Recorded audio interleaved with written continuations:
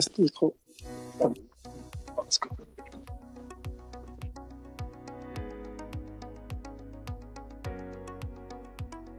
Bonjour à toutes et à tous, je suis le docteur Claude Enga et au nom de l'ensemble de l'équipe médicale et infirmière des urgences, je vous souhaite la bienvenue. Parfois les traitements sont parcellaires, parfois les patients ne connaissent pas très bien leurs médicaments et on peut avoir avec des petits indices savoir s'ils prennent principalement donc, des diurétiques, c'est ça qu'on a envie de savoir. Définir et décrire comment se préparer à un accouchement inopiné. Expliquer aussi la séquence de prise en charge d'un accouchement eutocique inopiné. En charge du patient brûlé dans une situation aiguë, donc en centre de brûlis. Alors on va commencer par une grosse question, en fait, c'est l'épidémiologie de la brûlure. Et donc quand on a un traumatisé qui saigne, c'est en général une de ces cinq parties-là, et ça permet d'orienter son diagnostic.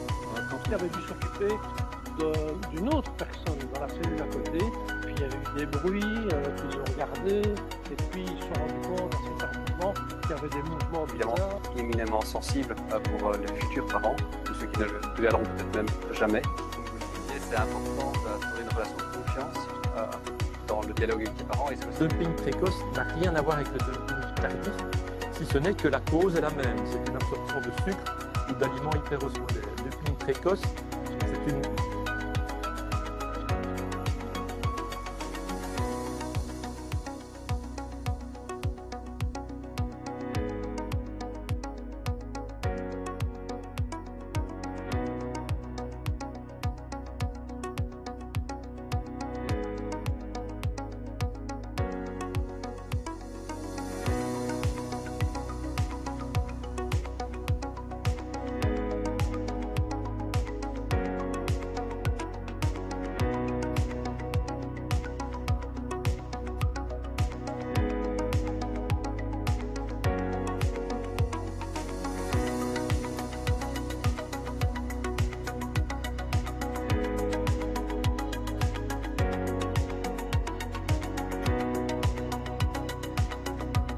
C'est bon là? C'est bon? Merci.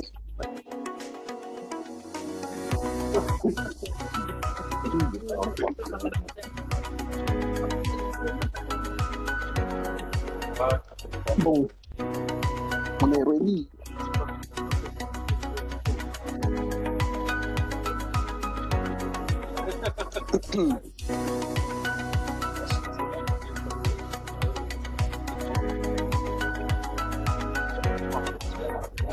Salut.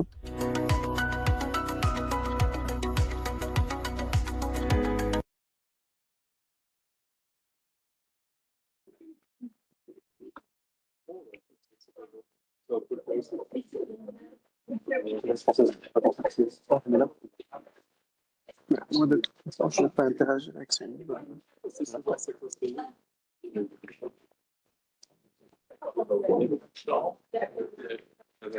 Donc voilà, on va pouvoir commencer. Bonsoir à toutes et à tous.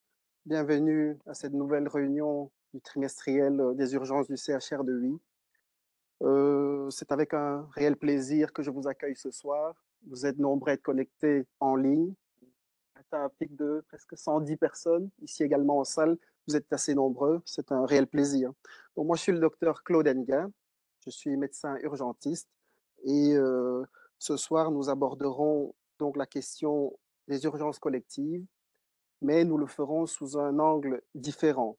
Donc vous pourrez constater tout au long de la présentation que nos orateurs vous parleront d'une urgence collective réellement vécue, avec donc tout au long des situations de rappel théorique, ce qui nous permettra de faire un parallèle entre la théorie et la réalité de terrain. Donc pour cette séance, nous avons le plaisir d'accueillir Monsieur Olivier Lambiet et le docteur Xavier Bertrand, qui ont accepté avec beaucoup d'enthousiasme de se prêter à cet exercice qui n'est pas simple. Donc Monsieur Lambiet, il est titulaire d'un master en santé publique. Il est inspecteur d'hygiène fédérale au SPF Santé pour le cluster Liège-Luxembourg. Le docteur Bertrand est quant à lui médecin urgentiste, chef de service adjoint des urgences de la Citadelle. Il est également DIRMED depuis plusieurs années. Notre modérateur de ce soir, c'est le docteur Pascal Trinquot. Il est médecin urgentiste et cardiologue. Il a également été DIRMED pendant de nombreuses années.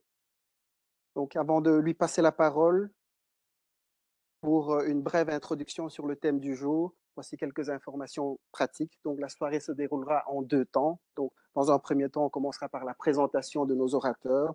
Elle durera environ 1 heure. Et ensuite, ce sera la séance des questions-réponses, durant laquelle ils pourront répondre à toutes vos interrogations. Donc, vous pouvez d'ores et déjà noter vos questions sur la messagerie et on se fera le plaisir de les relayer à nos orateurs. Autre information, donc pour ceux qui nous suivent en distanciel, n'oubliez pas de noter vos coordonnées. Donc, c'est nom et adresse mail pour les infirmiers et ambulanciers, nom et numéro INAMI pour les médecins. Autre chose importante, les attestations seront délivrées dans un délai maximal de 3 semaines. Et enfin, la présentation d'aujourd'hui pourrait être revue sur notre site internet, donc c'est le www.urgencechrh.be. Je vous remercie donc tous pour votre présence et sans plus tarder, je passe la parole au Dr Trinquot pour la suite. Bonjour à tous. Donc, ce soir, on parle de l'urgence collective. Pour quelques petites dates de rappel, c'est en 64 que l'arrêté royal définit les mesures pour l'aide médicale urgente en Belgique, avec l'appel 112 unifié, d'abord 100 puis 112. Et puis en 2006, on a un arrêté ministériel qui définit l'organigramme de l'aide médicale urgente avec un plan d'intervention médicale. Et en 2007, on va définir le rôle du directeur médical des secours. Et vers 2017-2018, il y a un groupe de travail d'experts et d'hommes de terrain de D2. La discipline 2, c'est nous, c'est vous aussi. On peut revoir ce plan d'intervention médicale et le remettre à jour en 2019. Quand on parle de situation d'urgence collective, on est souvent face à des situations calamiteuses, comme récemment les feux de forêt aux États-Unis, une inondation magistrale en Europe. On a eu aussi des tsunamis. Alors, une situation catastrophique, ça peut être un carambolage sur l'autoroute, une explosion industrielle en Belgique, une explosion de gaz de ville aussi. Ça peut être aussi un attentat, rappelez-vous Paris, Bruxelles, Place Saint-Lambert, et aussi éventuellement un incendie. Donc, dans cette situation, en fait, il est souvent lié à un nombre important de victimes. Et donc, souvent, cette situation va entraîner, on va être dépassé par rapport aux capacités habituelles de réponse des médicales d'urgence classiques. On va donc devoir faire une montée en puissance des ressources médicales, quelles qu'elles soient. Et pour ça, on va mobiliser les différents intervenants qui fonctionnent pour l'aide médicale individuelle. Donc, ce sont les SMUR, les PIT, les ambulances, et ces urgences qui vont mobiliser. En plus de cette mobilisation générale, sur place, sur le terrain, il faut un fonctionnement structuré, une représentation bien spécifique pour gérer les patients sur le terrain, pour les prendre en charge, les évaluer, les trier et les évacuer.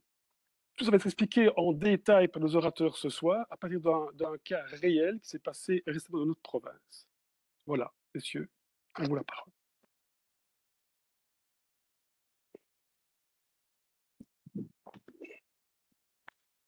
Ben voilà, je pense qu'on peut arrêter là parce qu'elle a tout dit. Voilà. Merci de votre attention. Merci aussi de nous avoir invités. Donc, je soupçonne un petit peu Claude de m'avoir invité parce qu'il ne reste que 12 dirmètres et que je suis sûrement le seul qui a dit oui. Je ne sais pas si tu confirmes. Et j'aurais su qu'il y aurait autant de monde de connectés dans la salle, je me serais probablement donné plus de mal pour faire quelque chose de correct. Donc, on n'a pas réussi à retrouver de plan, je dirais, réel, un petit peu intéressant auquel j'ai participé, parce que malheureusement, les archives se sont un petit peu perdues. Donc, on a choisi de parler d'un événement plus récent. Je reviendrai là-dessus tout à l'heure. Et Olivier me fait le plaisir de m'accompagner, parce qu'il a participé donc, à la prise en charge de l'événement en question. Donc, il vous retracera tout au long de l'exposé les faits qui se sont déroulés. Et on s'interrompra de temps en temps pour refaire une espèce de petit rappel théorique donc sur le plan d'intervention médicale et ce que sous-tend ce genre de prise en charge. Alors voilà, ça fonctionne pas. Attends, on va faire à l'ancienne. Technique? C'est pareil.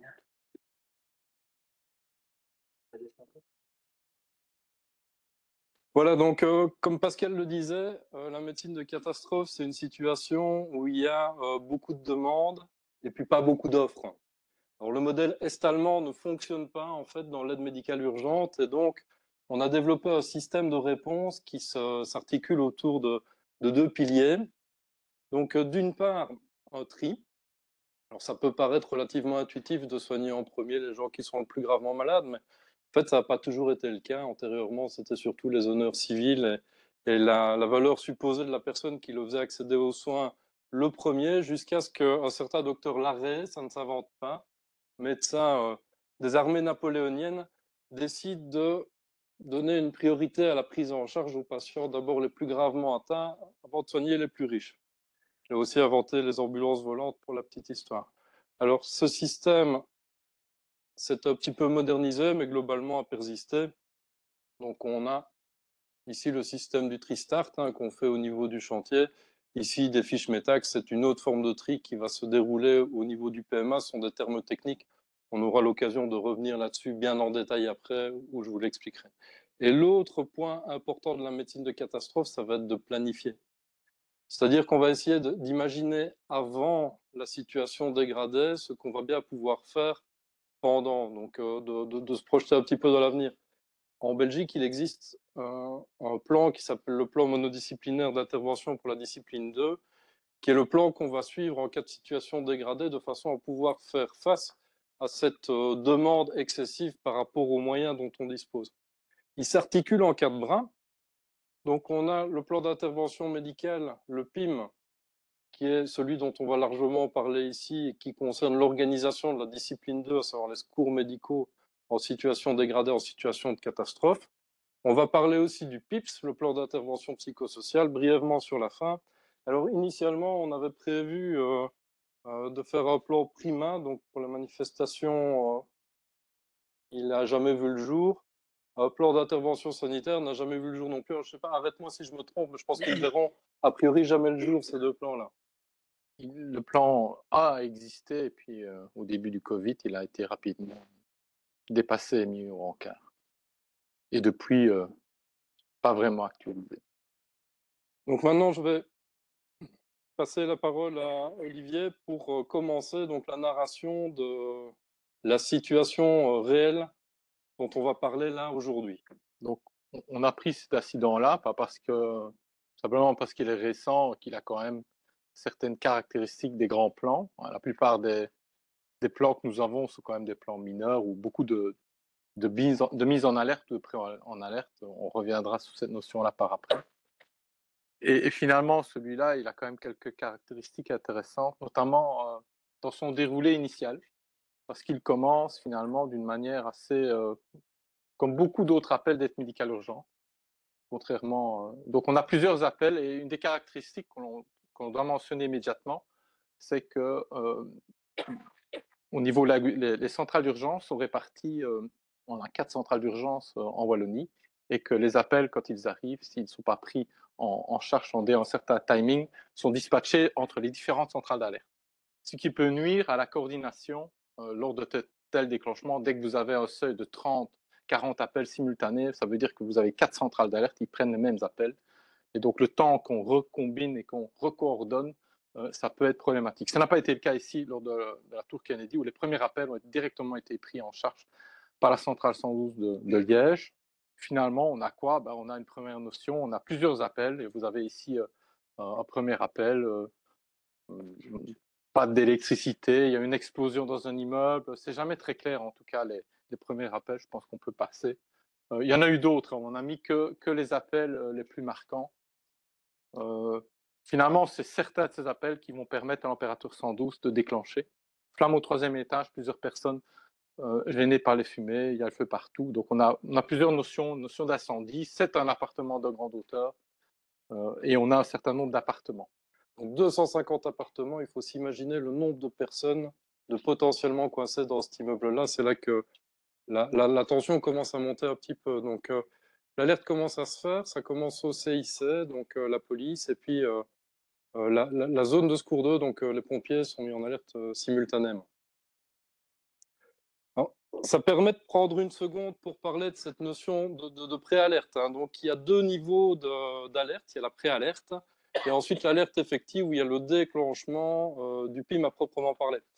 Alors, c'est quoi cette préalerte? C'est une étape qui est décriée par certains, mais qui peut avoir son utilité. Donc, ça consiste en fait à interpeller les responsables de la coordination du plan d'intervention médicale, donc l'inspecteur d'hygiène, le DIRMED, le psychosocial manager, sur une situation qui est en cours et qui est potentiellement à risque de se dégrader. Donc, ça nous permet de prendre des renseignements par le biais de la centrale 112, de voir ce qui se passe, quoi. Et ça permet d'éviter surtout des déclenchements inutiles de PIM, parce que déclenchement de PIM, ça veut dire beaucoup de vecteurs qui fichent le camp. On n'a pas forcément toujours la possibilité d'avoir ces ressources-là. Toi, tu parles aussi souvent de transfert de flambeau de responsabilité. C'est vrai, c'est ça aussi.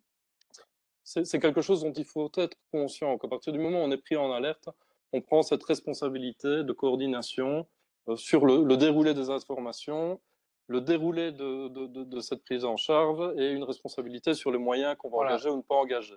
Il y a une subtilité légale. Dès que l'opérateur 112 appuie sur le bouton préalerte ou qu'il appuie sur le bouton alerte, il n'est plus responsable de la gestion des moyens d'aide médicale urgente sur ce secteur-là. Il transfère cette gestion-là au DIRMED et finalement la coordination globale de l'aide médicale urgente à l'inspecteur d'hygiène. Il y a quand même une décharge de responsabilité importante, y compris pour le premier SMUR qui va se rendre sur place. Il a quand même dans son chef de responsabilité, sa responsabilité au moment du déclenchement, elle augmente. On n'est plus dans une intervention normale telle qu'on la connaît. Il a une responsabilité sur la coordination d'un événement qui potentiellement est majeur. Et ça, je pense que beaucoup l'ignorent. Y compris nous, parfois, on n'est pas toujours conscient de la responsabilité qu'on prend à ce moment-là. Et certains opérateurs 112, parfois, l'oublient à contrario, ou font des choses en autonomie, ça peut aussi arriver, alors qu'à ce moment-là, ils n'ont plus d'autonomie dans la coordination, puisqu'ils ont transféré leurs responsabilités au directeur médical. Voilà, c'est peut-être quelque chose qui refroidit aussi certaines volontés. Peut-être. Et donc ici, la préalerte induit normalement et automatiquement l'envoi d'un SMUR et d'une ambulance, ce qui est le cas, qui doivent se rendre au PPD qui a été fixé rue Grétry au début du pont. Par rapport à la fixation des PPD, enfin, tu vas en parler, je pense qu'il faut être assez tolérant vis-à-vis de la centrale 112 à ce niveau-là. Ils doivent décider rapidement d'un premier PPD. Il est rarement idéal. Il a en tout cas pour bénéfice d'essayer de vous protéger par rapport à l'événement. Ce qui manque souvent à ce niveau-là, c'est quand on est au PPD, c'est le site rep des moyens des deux vers la centrale 112 pour qu'il puisse être adapté. Ce sera le cas ici.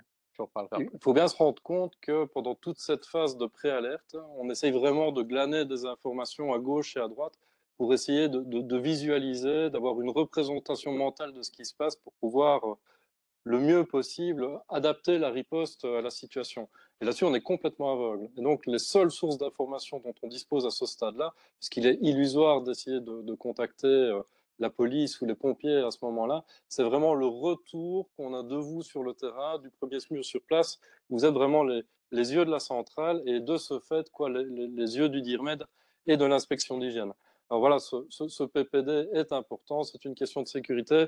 Il va pouvoir être changé. Au final, son emplacement définitif, il va être validé par le DIR-PCOPS une fois que toute la chaîne de secours se sera mise en place. Alors, on est dans cette situation-là. On a donc ce truc-là qui brûle. C'est un gros immeuble, c'est bien embêtant. Et on a le premier point de première destination qui a été fixé à cet endroit-là, après la rue entre les deux. Ouais. Maintenant, pour vous représenter la situation, la tour, au moment où on arrive sur place, elle est dans cet état-là. Il n'y a pas de fumée et on ne voit rien. Donc, visuellement, de l'extérieur, il n'y a rien. Donc, même s'il y a un danger apparent, en tout cas, nous, on ne le voit pas, on ne le perçoit pas. Donc, à ce moment-là, la tour, elle est telle que l'image vous la montre. En fait. Il n'y a pas de dégagement de fumée, il n'y a absolument rien du tout. Et donc, il ne se passe pas grand-chose. En tout cas, il n'y a pas beaucoup d'éléments à transmettre. Alors, ce bilan pare-brise, on va prendre 2 secondes pour assister un tout petit peu là-dessus, parce que c'est vraiment fort important. Dans le cas présent, aucune information, quoi. Alors, centrale 112, en l'occurrence, c'était le SMUR Citadelle, donc sans vouloir prêcher pour la chapelle, je vais dire ici le SMUR Citadelle. Je suis au PPD que vous avez fixé donc, au début du pont, et je ne vois rien. Voilà, ça c'est un bilan pare-brise qui n'apporte pas grand-chose, mais ça peut être très différent, quoi. Vous pouvez être appelé sur un accident de roulage où au départ, on vous décrit quelque chose de relativement anodin, vous arrivez sur place, paf, ben voilà, il y a bien 2 voitures, il y en a une qui flambe, il y a 10 personnes en train de courir en feu partout. C'est vraiment intéressant qu'on puisse avoir rapidement un bilan pare-brise disant centrale, ici le SMUR, machin, je suis bien arrivé sur place, mais c'est pas du tout la situation que vous avez décrite. J'ai pas encore quitté mon SMUR, mais a priori, il y a au moins une dizaine de victimes qui ont l'air d'être fort amochées, quoi. Et comme ça, il y a une riposte plus importante qui peut éventuellement s'organiser. Sans SITREP, il ne se passera rien du tout. Vous serez tout seul, vous aurez vos petits moyens sur place, et quand vous vous demanderez ce que vous allez faire avec tous les blessés qui courent partout, ben on aura perdu 10 minutes, quoi. Important, bilan pare-brise, dès qu'on arrive, qui suis-je, où suis-je et qu'est-ce que je vois par mon pare-brise. Suite de l'histoire. Voilà, par le plus grand des hasards, je suis à proximité, à pied de l'événement. C'est un pur hasard, je n'avais pas anticipé que la tour allait brûler ce jour-là. C'est lui qui a mis le feu. Non. Et donc voilà, je suis au PPD avec l'ambulance Courtois, quand l'ambulance Courtois arrive sur place à 14h10. Et rapidement, on va avancer. En fait, je vais avancer vers l'officier pompier. C'est un repère, je pense, qui est important.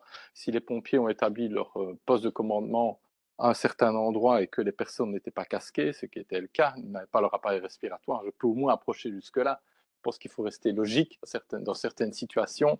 Parfois, les gens se bloquent, ils étaient de l'autre côté du pont. Non, je ne vais pas avancer. Les policiers avançaient, les pompiers étaient de l'autre côté. J'ai été voir et j'étais au contact, puisque j'étais là, de l'officier pompier, tout simplement pour avoir rapidement cette concertation, avoir le bilan des pompiers et le bilan de la police, qui était moins important dans ce cadre-ci, mais ce qui était surtout important, c'est d'avoir le bilan de l'officier pompier.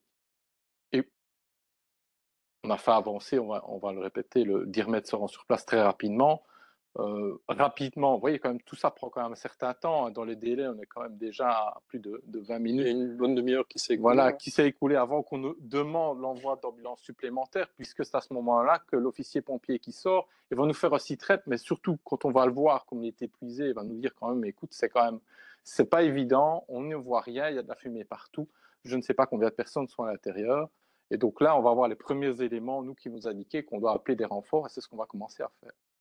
Donc rapidement, on va pouvoir changer également le poids de première destination pour rapprocher et mettre les moyens plus en sécurité. En tout cas, il y avait un problème d'accessibilité, puisque vous avez vu, on est de l'autre côté.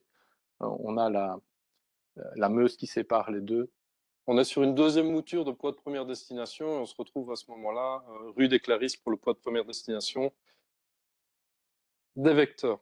Alors, à 14h31, il y a un changement de PPD, un troisième qui va finir par se retrouver sur le pont Kennedy, oui, si je ne dis pas de bêtises, suite à une concertation capot D1, D2, D3. Donc, c'est important. S'il y a vraiment un truc à retenir, c'est ça. C'est le premier, on va dire, dans l'intervention, c'est le premier point crucial de l'intervention. C'est cette concertation-là. Elle a lieu quand même, on peut penser tard, mais elle a lieu rapidement. Et là, on va vraiment avoir la confirmation du périmètre, jusqu'où on peut avancer, et nous, on va faire avancer. On va prendre l'option de faire avancer nos moyens au plus près. On va devoir les déplacer par après, ça c'est un autre débat, mais au moins, on va pouvoir faire avancer tous les moyens au plus près, et on va utiliser le pont comme finalement parking pour les moyens des deux. À refaire, je pense que les pompiers ne nous auraient pas autorisé à aller aussi près, puisque finalement, comme ils vont devoir appeler des moyens aériens, ils vont nous faire reculer. Ils vont envoyer d'autres moyens renforts, on va faire intervenir des hélicoptères, on va devoir faire dégager certaines personnes. Mais sur le moment même, c'est une décision, en tout cas pour nous, la D2, qui est judicieuse, parce qu'on peut faire amener et on aura besoin de moins brancarder. En fait. Alors, un petit mot là-dessus. Ce moment où vous arrivez comme premier SMUR sur place, ça doit vraiment être la seule priorité, c'est d'essayer de trouver le pompier le plus galonné et le policier le plus galonné. On appelle ça une concertation capot parce qu'on s'imagine qu'elle peut avoir lieu sur le capot d'un véhicule d'intervention, donc c'est quelque chose qui est un petit peu improvisé, mais à ce moment-là, donc on confronte ces trois mondes qui ont une vision de la situation différente et complémentaire. Vous allez pouvoir, vous, en tant que soignant, prendre les informations de la police, les informations des pompiers, et vous allez prendre des décisions qui sont capitales et qui vont conditionner le bon déroulement de la suite de l'intervention. Alors, pendant cette concertation capot, qui est importante et la première chose à faire, on va essayer de déterminer les 4 P. Donc les 4 P, ça va être les périmètres. Je vais venir après largement en détail sur ces notions de périmètre. Confirmer le point de première destination, donc où est-ce que je vais envoyer les vecteurs, parce que vous êtes sur place, vous voyez ce qui se passe. S'il y a un gros nuage de fumée noire qui s'avance vers l'endroit qui avait été initialement choisi pour le point de première destination, vous allez le changer à ce moment-là, avec les informations de la police et des pompiers, naturellement, et vous allez, avec ces infos-là, choisir un emplacement pour mettre votre hôpital de campagne, donc le PMA, et choisir un emplacement, même si ça peut venir un peu après, pour le PCOPS, l'endroit où les dires de discipline vont se réunir pour coordonner tout ça. Alors le zonage, qu'est-ce qu'on va avoir? On va avoir la zone rouge, donc c'est vraiment le chantier, c'est la zone d'exclusion. Exclusion égale danger. En tant que des deux, vous y allez pas, quoi. Donc on voit trop souvent des soignants prendre des risques en allant sur les chantiers. C'est quelque chose qui peut se comprendre, c'est tentant, mais ce n'est probablement pas la bonne décision. La D2 peut aller de temps en temps sur le chantier, mais quand elle y va, c'est avec l'accord du DIR PCOPS. Enfin, c'est quelque chose qui a été demandé, réfléchi et autorisé. L'interface entre la D1 et la D2 se fera au niveau du poids relais, on reviendra là-dessus après. Ensuite, il y a la zone orange. Donc la zone orange, ça va être vraiment la zone de soins. C'est là qu'on va installer le PMA, ça va être la zone de la coordination médicale, c'est là qu'on va essayer d'installer le PCOPS. Ça va être une zone où vous allez pouvoir travailler en paix, mais vous serez en dehors du danger. Et la dernière zone, c'est le périmètre de dissuasion, qui est la zone jaune. Là, ça va être une zone plus logistique, sous le contrôle de la police, où vous allez retrouver le point de première destination, où vous allez retrouver le parc des ambulances, une zone de support, une espèce d'interface entre la vie normale et la zone de catastrophe à proprement parler. Donc là, il ne se passe rien, c'est vraiment le domaine exclusif de l'AD1, en tout cas dans la plupart des situations. Au niveau de la zone orange, c'est votre terrain de jeu à vous, c'est là que vous allez installer le DIR PCOPS, enfin le PCOPS, pardon, et le PMA. Et enfin la zone jaune qui sera plus le territoire de la police, disons-le comme ça, où vous allez retrouver le point de première destination et le parc ambulancier. Donc, suite à la concertation CAPO, on choisit un lieu pour être le PMA et on va effectuer les moyens des deux. En fait, le SMUR-CITA, qui est le premier SMUR sur place, va effectuer la reconnaissance pour voir si le lieu peut être affecté comme PMA. Ce sera le cas et on va également définir un centre d'accueil pour les personnes impliquées mais non blessées. Et on présume qu'on en aura beaucoup puisqu'on a quand même 250 appartements. Mais on ignore complètement le nombre de personnes à l'intérieur du bâtiment. Donc pendant longtemps, on va l'ignorer totalement jusqu'à ce qu'on ait le bilan définitif le lendemain. Sinon, on ignorera complètement le nombre de personnes qui sont présentes. On sait combien de personnes habitent, puisqu'on a le registre de l'état civil, mais entre le registre de l'état civil et la réalité, on a une différence de 50%. On a 50% de gens présents qui ne sont pas dans le registre. Il y a les visiteurs, il y a les illégaux, il y a des tas de choses. Voilà, il y a des gens qui étaient là tout à fait par hasard. On ignore. C'est une des grosses difficultés du plan à ce moment-là, c'est de savoir combien de personnes potentielles ou réelles sont dans cet immeuble. On est déjà à 1 heure de l'alerte ici. Donc ça commence à 14h, on est à 15h. Ça ne transparaît pas dans le site REP ici, dans les différents timings que vous avez, puisque ça c'est issu du rapport de la discipline 2 et qu'on n'a pas fait de rapport multidisciplinaire. Mais ce qui nous manque à ce moment-là, c'est l'information qui vient de l'ADA. L'ADA ne sait pas nous dire si elle va maîtriser l'incendie. C'est-à-dire qu'on pose des questions, mais on n'a pas nécessairement des réponses à nos questions. Ça, je reviendrai par rapport à ça, c'est important à savoir. On a cette concertation CAPO, on voit bien qu'il se passe quelque chose, on voit bien que, visiblement, il n'y a pas de fumée, tout à coup, il y a de la fumée. On voit bien qu'on engage de plus en plus de camions de pompiers, on voit de plus en plus de pompiers, même épuisés. Mais on n'a pas, nous, on a la perception que ça dure un peu trop longtemps à notre goût, parce que d'habitude, ils arrivent à maîtriser plus vite. Mais ça va venir par après. Donc à ce moment-là, on est toujours nous dans une phase, on se dit, on est finalement dans c'est pas une petite intervention, mais on n'est pas encore dans un PIM finalement. On est plutôt dans une grosse préalerte et peut-être qu'ils vont réussir à maîtriser l'incendie rapidement. Malgré tout, et vous avez vu, on a réengagé 2 ambulances, on réengage ici un PIT. Tout simplement, c'est une réflexion que l'on a, parce que si on ouvre un PMA, il nous faut au moins un infirmier, une infirmière en plus au niveau du PIT. Et puis à 15h03, ça c'est un indice supplémentaire, l'autorité, donc le bourgmestre de la ville de Liège, décide du déclenchement d'une phase communale. Donc c'est des petits éléments qui vont nous amener progressivement.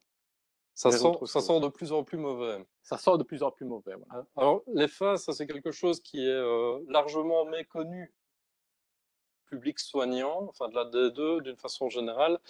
Ça va être l'enclenchement par l'autorité administrative, souvent à la demande d'un acteur de terrain, d'une coordination stratégique, donc à un niveau plus éloigné, avec plus de recul et parfois des moyens différents aussi, du niveau tactique. Alors, ça existe en plusieurs arômes, les phases, et ça dépend en fait de l'importance de la catastrophe. ça va déterminer l'importance de la riposte aussi. Si c'est quelque chose de relativement local, qui reste, je dirais, ouais, local, on déclenche une phase communale et c'est l'autorité administrative, c'est le bourgmestre à ce moment-là, qui va chapeauter le comité de coordination, où tous les dires de discipline vont se retrouver. Alors, si on dépasse ces frontières de la commune, on déclenche à ce moment-là une phase provinciale, ça va être le gouverneur de la province qui va chapeauter le comité de coordination. Et si on est vraiment sur une catastrophe d'ampleur nationale, avec des moyens importants requis, à ce moment-là, ce sera le ministre de l'Intérieur qui sera à la tête d'une phase nationale, fédérale. Alors, on y discute de quoi, en gros, et souvent, est-ce qu'on évacue les gens, on ne les évacue pas, est-ce qu'on confine, on ne confine pas. Ça, c'est du ressort justement du niveau purement stratégique. Donc le PCOPS va décider d'un confinement réflexe ou d'une évacuation réflexe, et puis après, ça doit être confirmé par ces gens-là. Puisque finalement, c'est souvent une entrave aux libertés individuelles, hein, confiner ou évacuer. Quand vous habitez un appartement comme la Tour Kennedy, que vous avez acheté, que vous avez mis votre vie à payer, et du jour au lendemain, voire d'une minute à l'autre, une autorité décide que c'est finalement fini, que vous n'y habiterez plus, et que vous allez devoir quitter votre appartement, qui est votre bien privé. Ce n'est pas une décision facile, c'est aussi vous priver les personnes de leurs biens, ben voilà, c'est des autorités que vous avez, vous et moi, vous élus, qui doivent prendre ces décisions. Et c'est pour ça qu'on déclenche ces phases. Et ici, on y reviendra par après, ils vont prendre une décision stratégique que ne prendra pas le PCOPS, mais on en reviendra. Ils vont finalement jouer pleinement leur rôle d'autorité stratégique. Ce n'est pas simplement des gens, des autorités qui veulent des bilans. Hein. C'est souvent ça qu'on a comme impression. Ils veulent des informations. Ils ont aussi un rôle à jouer dans la coordination parce qu'ils ont aussi une responsabilité. Et elle est peut-être parfois plus importante que ce qu'on ne le pense. Et que ce qu'eux pensent parfois aussi. Ça, c'est vrai. Donc la situation n'a pas beaucoup changé. Vont arriver d'autres questions. Ça va être finalement de savoir, ce PPD va changer de place et va se retrouver ici. Et on va se demander si on peut utiliser l'Athénée Liégeois comme centre d'accueil des impliqués non blessés, parce qu'une tour de 250 appartes, à un moment donné, on se doute bien qu'il va y avoir pas mal de personnes qui vont avoir besoin d'un toit au-dessus de leur tête, quelque part, de café chaud, de réconfort et d'une zone où ils vont pouvoir rassurer leurs proches. Et se pose aussi la question, suite aux explorations, aux investigations menées par les pompiers, de savoir si un PMA pourra être installé dans les bâtiments qui jouxtent la tour Kennedy. Et donc, la question, quelle question vous poseriez-vous dans telle situation? Enfin, c'est la question qu'on s'est posée plusieurs fois. Et je pense qu'on a tous vu ces images-là il y a quelques années à la télévision. Et c'est une question qu'on s'est posée. Est-ce que la tour peut s'effondrer? Voilà. Est-ce que la tour peut s'effondrer? Ça, c'est la question qu'on s'est posée plusieurs fois. C'est la question qu'on a posée plusieurs fois aux pompiers. Y a-t-il un risque que la tour s'effondre? Parce que du coup, là, c'est plus un bon endroit pour installer un PMA. Parce que si on met un PMA, l'endroit est vraiment judicieux. Il est tout près, il est spacieux, il y a tous les critères du PMA. Il y a plein de belles routes, oui. Donc on peut vraiment, faire un in, un out, on a les quais, c'est vraiment top. Mais c'est à côté d'une tour qui brûle. Voilà. Et donc, on a tous vu les images du 11 septembre, on les a tous en tête, et on leur dit, ben, finalement, est-ce que ça ne va pas être comme la tour du 11 septembre? À un moment donné, la tour va s'effondrer. Ils nous disent non plusieurs fois, et on va les croire. Je pense qu'on a eu raison de les croire. Mais quand même, c'est une question qu'on s'est posée et dont on a réfléchi à plusieurs fois, je dirais jusqu'à bien tard ce jour-là. Arrivent des choses fort techniques, hein, les feeds de la Croix-Rouge et le coordinateur de la Croix-Rouge, les communications qui se mettent en place. Et là, on te retrouve. Oui, c'est mon collègue, en fait, puisqu'on est deux. Et comme je suis sur place, ben, on décide que je resterai sur place. Ça, c'est aussi des principes de la gestion de crise dont on parle peu. On ne change pas les gens de place au milieu de la crise. Sinon, vous déforcez complètement la situation. Et on ne s'improvise pas dans une fonction, dans une crise. C'est aussi un autre principe. Hein. On a vu ça pendant le Covid, hein, où de temps en temps, des gens décidaient. On a créé des structures pendant le Covid, ça n'a pas fonctionné, c'est normal, ça ne fonctionne jamais. On n'invente pas des choses pendant une crise, on prend ce qui existe, on renforce ce qui existe. Finalement, on essaie d'appliquer ces principes-là. Ok, tu es là, tu restes là. Et mon collègue a été au CCCOM, puisque finalement, vous perdez, sinon, si vous remplacez les gens, vous perdez aussi en connaissance de la situation. Vous pouvez renforcer ces personnes-là par une personne qui est plus experte, mais vous ne les remplacez pas. Ou alors, ils sont complètement à côté de la plaque et vous devez les remplacer. Mais c'est un autre cas de figure. Bon, on pense qu'on va avoir beaucoup de brûler, on commence, donc le 112 d'initiative a déjà fait appel au plan Baby. Et on commence les évacuations. Et on commence les évacuations. Et donc seulement, et ça c'est important, à 15h42, l'autorité décide que toute la tour devra être évacuée. Ça fait 2 heures. Ça fait 2 heures. Ça fait Mais 2 la heures que tour, l'alerte est lancée. La tour, c'est pas qu'une tour en fait. On croit que c'est une tour, c'est 2 tours qu'ils ont collées l'une à l'autre. Et donc pendant toute une série de moments, la tour qui est intacte, ça ne brûle pas non plus cette tour-là, on décide qu'elle ne doit pas être évacuée. Puis à 15h42, par précaution et sur site web des pompiers, on décide que toute la tour devrait être évacuée. Alors un petit mot sur le FIT, hein, c'est les moyens d'intervention rapide de la Croix-Rouge. Alors qu'est-ce que c'est? Ce sont des véhicules qui sont casernés à différents endroits dans la province. Alors ça se compose du FIDMET et du FITLOG. Le FITLOG logistique, ça va être du matos qui va permettre de meubler la tente PMA. Il va y avoir du câblage électrique, il va y avoir du chauffage, des bureaux, des chaises, des trucs comme ça.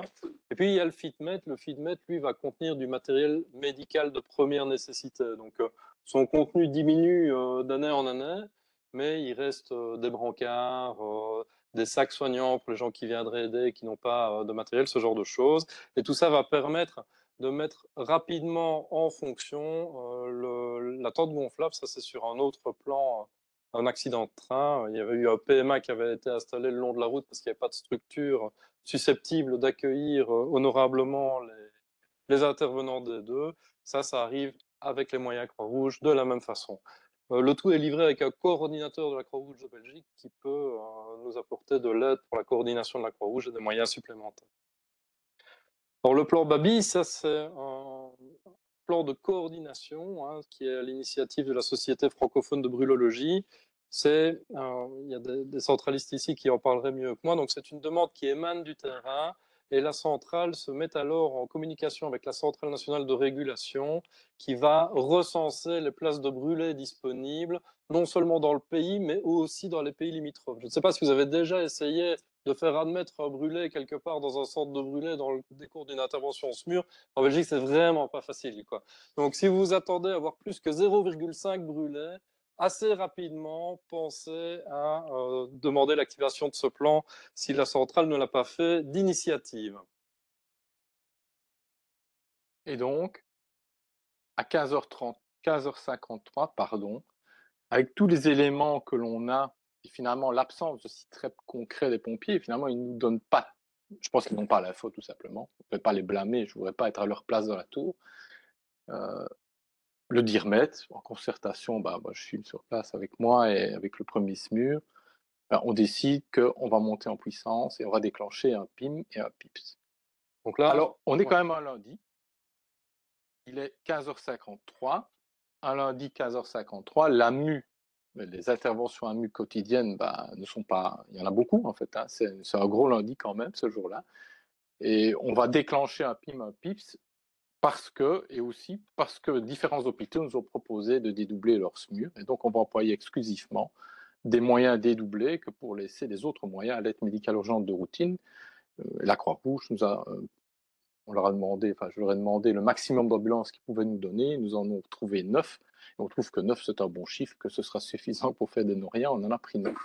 À quoi tout tient? Vous avez d'un côté les plans, la théorie des plans, le nombre d'ambulances, tout ça c'est très théorique.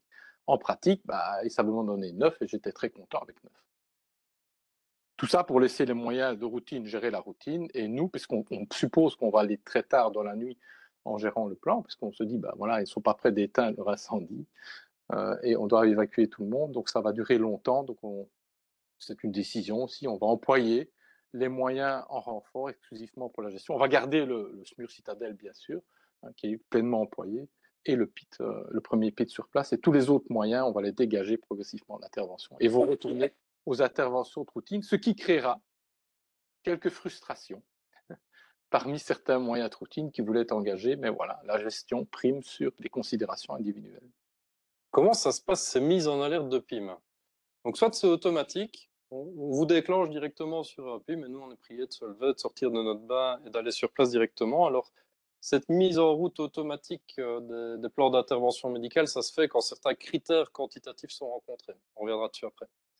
À côté de ça, il y a des gens qui peuvent demander l'activation d'un PIM, même dans des situations où on n'est pas forcément dans le cadre de la doctrine de Gand, ça peut être le premier SMUR sur place. Donc si vous, en tant que premier SMUR sur place, vous avez vraiment l'impression que c'est quelque chose d'inhabituel, d'évolutif, vous pouvez demander une activation de PIM. Sinon, ça va être le DIRMED qui va pouvoir le demander, l'inspecteur d'hygiène, ou je n'ai jamais rencontré ce cas de figure, mais donc le chef de service du SPF Santé publique, ici c'est Marcel Van Oera, peut le demander aussi dans un cadre de crise d'ampleur nationale. Le centre de crise fédéral peut également demander l'activation d'un plan d'intervention médicale, et ça a eu lieu pendant le Covid, hein, c'est ça?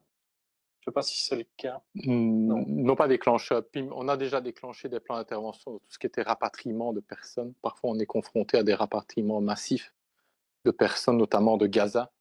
Et donc, pour avoir rapidement des ambulances, ça peut paraître anodin, mais le seul moyen qu'on a, c'est les ambulances 112, puisque vous savez très bien qu'à partir d'une certaine heure, avoir des ambulances TMS, y compris pour l'État, c'est impossible. Alors, qu'est-ce que ça implique, donc, cette activation d'un PIM? Ça va être un envoi de moyens relativement important. Donc, vous allez avoir les coordinateurs habituels qui vont être déclenchés. Donc, vous allez avoir l'inspecteur d'hygiène, le DIRMED et la psychosocial manager. Donc, la psychosocial manager, c'est la personne qui est responsable du PIPS. Donc, le PIPS, c'est tout ce bras qui va prendre en charge les impliqués non blessés. Et puis, des moyens. Donc, théoriquement, vous avez 3 SMUR qui arrivent, 5 ambulances et le MIR, les moyens d'intervention rapide de la Croix-Rouge. Alors, je dis que c'est théorique parce que force est de constater qu'avec la raréfaction des vecteurs et des moyens, cette espèce d'envoi standard important d'une pièce est de moins en moins souvent rencontrée. Oui, de moins en moins, et le sera de moins en moins, puisque il est parfois très difficile pour la centrale de trouver 3 SMUR disponibles lorsqu'elle veut déclencher un PIM. Surtout qu'on a la mauvaise idée de faire brûler une tour un lundi après-midi. Voilà, il aurait fallu le faire à 5 h du matin, mais non. Alors, il y a plusieurs niveaux d'alerte. Hein. Ça, c'est la doctrine de Gand. Ça, c'est pour déclencher un PIM. On peut déclencher un PIM, donc la centrale, de façon automatique quand il y a 5 blessés graves, 10 blessés où on ne sait pas trop ce qu'ils ont, mais il y en a au moins 10. Ou, et là, c'est un peu la place pour la préalerte, quand il y a plus de 20 personnes qui sont potentiellement en danger. Pour ne pas faire des envois à tout bout de champ, c'est quand même bien qu'un coordinateur se penche sur la question de la mise en danger effective ou non de ces 20 personnes pour décider de l'activation d'un PIM. Et alors là, c'est cette réplique où on envoie les 3 gestionnaires, les moyens de la Croix-Rouge, 3 SMUR, 5 ambulances. Alors après les attentats, on nous a rajouté le PIM élargi. Alors le PIM élargi, voilà la centrale là qui sourit déjà un petit peu, mais donc c'est quand il y a 20 blessés graves ou 40 blessés dont la gravité est inconnue, à ce moment-là, en plus des coordinateurs, vous avez 10 SMUR et 20 ambulances. Vous pouvez le tenter un lundi après-midi. Et alors, le maxi PIM, donc le maxi PIM, là, c'est 50 blessés graves ou 100 blessés dont la gravité des blessures est inconnue. Là, on a droit à 20 SMUR et 40 ambulances qui vont s'organiser en convoi dans les provinces. Tout ça va se coordonner pour finir par arriver au centre-ville de Liège. Je ne sais pas si on verra ça un jour. Alors, vous avez ces critères quantitatifs, mais des fois, sur concertation donc entre l'inspecteur d'hygiène, le DIRMED de la centrale, on peut aussi déclencher des PIM sur des critères qualitatifs, comme par exemple dans le terreau ou dans le CBRM. Ça existe aussi. Et alors, on repart sur notre histoire de tour qui brûle. Et donc voilà, on va avoir le SMUR CHU2, le SMUR Montlégia 2, le TIH André Renard, le SAMU Citadelle et 9 ambulances de la Croix-Rouge, 112 et 105, qui vont être envoyés, qui sont tous des moyens que l'on va prendre en dehors du système normal de l'aide médicale urgente. Alors vous avez vu, hein, dans les théories, on aurait pu déclencher le PIM beaucoup plus tôt. Hein, ce sera longuement débattu en débriefing. Voilà, c'est une option qui a été prise. On fait ça de plus en plus. Elle comporte un risque. Le risque de ne pas avoir assez de moyens sur place. Mais voilà, on a de plus en plus d'interventions. On a un nombre de moyens qui est assez stable et qui n'augmente pas en relation avec le nombre de moyens. Voilà. Le débat n'est pas clôturé à ce niveau-là. Mais personnellement, je pense qu'on va de plus en plus devoir calibrer l'envoi des moyens à ce qui se passe sur place et qu'on peut plus se permettre d'envoyer autant de moyens directement sur des urgences potentielles. 16 heures, le PMA est ouvert. Le reste, ce sont des choses qui étaient dans le texte qui sont assez techniques. Qui sont assez techniques. Ce qui est important, si on revient sur la diapo précédente, c'est finalement ce qui va être fort embêtant durant toute l'intervention, c'est de savoir le nombre de personnes potentielles qu'on va devoir prendre en charge. On va estimer, on va avoir un nombre, mais on n'aura jamais une information très claire. Il faut recouper les informations des personnes qui sont au centre d'accueil. Dire, ah oui, mais il y a toujours machin qui est toujours en haut de la tour. Ah oui, ok. Le 112 qui reçoit tout le temps des appels, il faut recouper par rapport au plan de l'immeuble. On va comprendre à 16h09, nous, qu'il y a 2 tours. En fait, moi, jusqu'à là, je ne pensais qu'il n'y en avait qu'une, mais voir 2 tours collées l'une à une. Mais en attendant, les appartements ayant les mêmes numéros de part et d'autre, ben, ça va apporter une certaine confusion. La police va employer des drones. Les drones avec des images pour à chaque appartement, les gens au niveau des fenêtres ou sur les balcons, et on va compter les gens au niveau des 4 façades pour essayer d'avoir le nombre potentiel de personnes qui sont encore dans les tours. Tout simplement savoir le nombre de personnes potentielles qu'on doit prendre en charge, puisque finalement la politique des pompiers, ça je ne vous l'ai pas dit, mais c'est le confinement, donc les gens doivent rester dans l'appartement, ça va s'avérer très efficace, mais il faut pouvoir les convaincre, qu'ils doivent rester dans leurs appartements, leur donner les informations. Or, plus le temps passe, plus les gens veulent sortir, se demandent quand même si on va venir les chercher. Et deux, à partir du moment où on a pris la décision d'évacuer toute la tour, ben, certaines personnes qui étaient confinées dans les étages inférieurs qui ont pu être évacuées, ben, ça a fait quand même un petit afflux de personnes au niveau des centres du PMA et du centre d'accueil. Même si toutes les personnes vont passer par le PMA, quasiment toutes, pour un premier bilan qui était parfois très rapide. Donc on voit notre chaîne médicale qui commence à s'installer gentiment. Donc on a un PPD qui a l'air d'être fixé. On a un PMA qui se décide pour les chirous. On a un centre d'accueil qui est décidé au niveau de l'Athénée liégeois. Donc les choses commencent à bien rouler. Ce concept de montée en puissance est important. Donc ça, c'est un pouvoir que le DIRMED et l'inspecteur d'hygiène ont par le biais de la centrale 112 de réquisitionner des moyens supplémentaires. C'est quelque chose qui est important en gestion de catastrophe, c'est de pouvoir anticiper ce qu'on appelle l'effet de vague.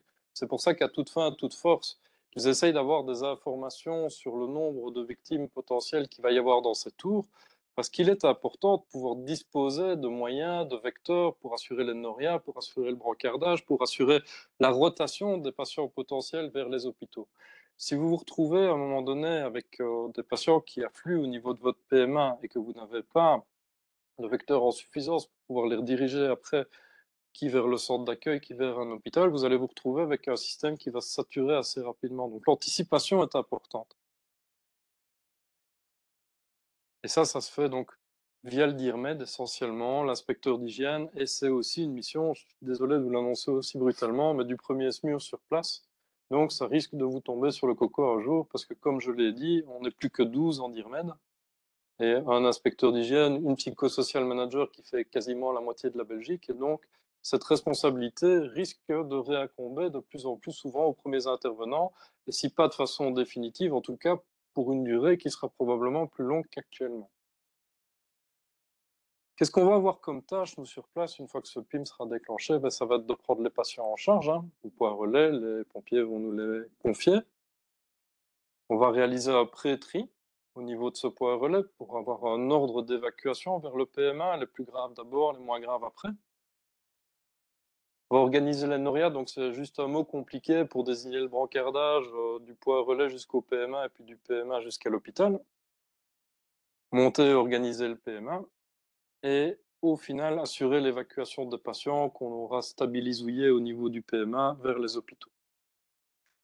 Le point relais, ça c'est important, je l'ai déjà dit, mais je pense qu'il faut vraiment insister dessus. La D2 n'a rien à fiche sur les chantiers, c'est trop dangereux, c'est pas notre job, c'est vraiment les pompiers qui doivent retirer les gens du danger.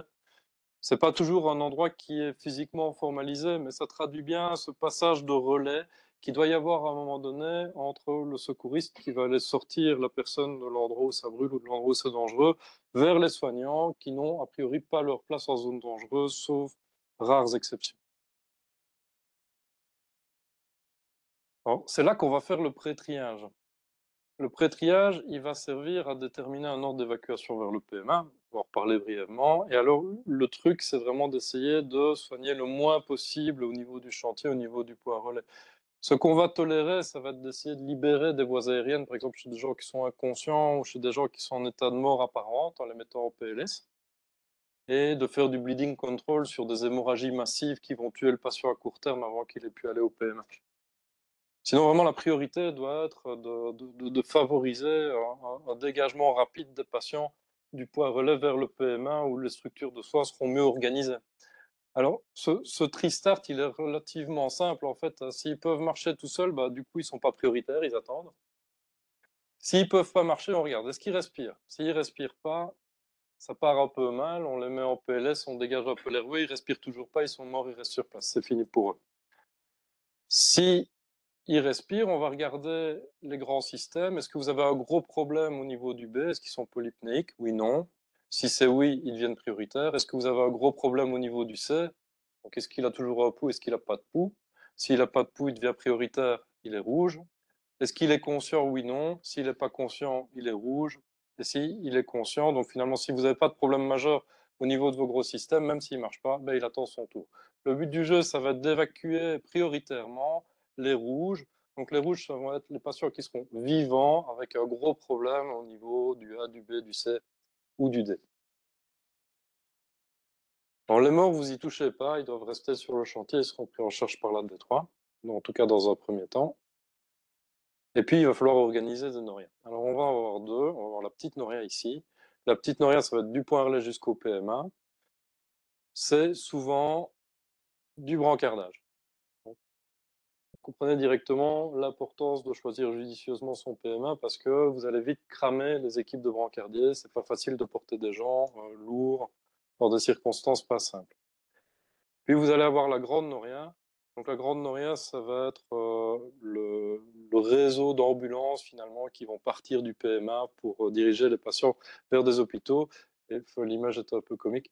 Et là, ça va être par le biais d'ambulances, d'où l'importance d'avoir prévu longtemps à l'avance des vecteurs en quantité suffisante que pour pouvoir assurer ces norias-là. Parce que, je ne sais pas si vous voyez, on se remet le lundi après-midi dans Liège, avec le tram, tout ça.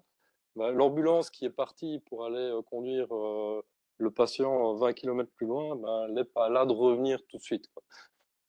Et donc, si vous n'en avez que 9, vous pouvez vous trouver dans des soucis. Heureusement, ici, on était dans une catastrophe assez lente, je dirais. Oui, la cinétique d'arrivée des patients au PMA a été lente, et ce qui nous a permis de gérer les choses, ce qui a permis au DIRMED de gérer les choses avec 9 ambulances. Peu de vecteurs finalement par rapport au nombre total de gens qui vont être impliqués dans cette histoire-là.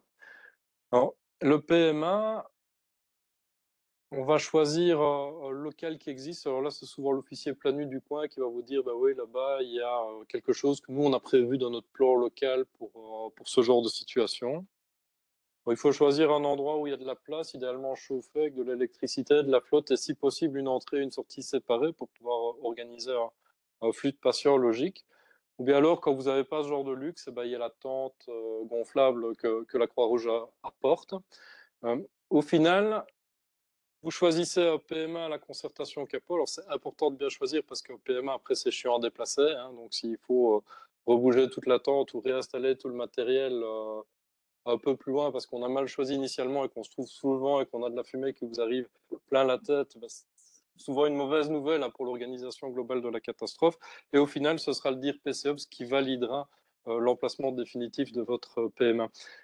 Assez près pour permettre un brancardage efficace sans fatiguer trop les équipes, pour ne pas utiliser 9 ambulances de plus pour aller conduire les patients du site de la catastrophe jusqu'au PMA, mais vous avez besoin de 2 fois plus de vecteurs hein, finalement. Mais assez loin pour être en sécurité. Qui est-ce qui vous donne l'information sur la zone de sécurité? Ben, c'est les pompiers, ou bien dans le cadre d'une intervention plus maintien de l'ordre, la police, eux qui vont vous donner la distance minimale sécuritaire où installer votre PMA, d'où cette importance, encore une fois de plus, vraiment capitale de la concertation CAPO, où vous allez pouvoir récolter toutes ces infos-là.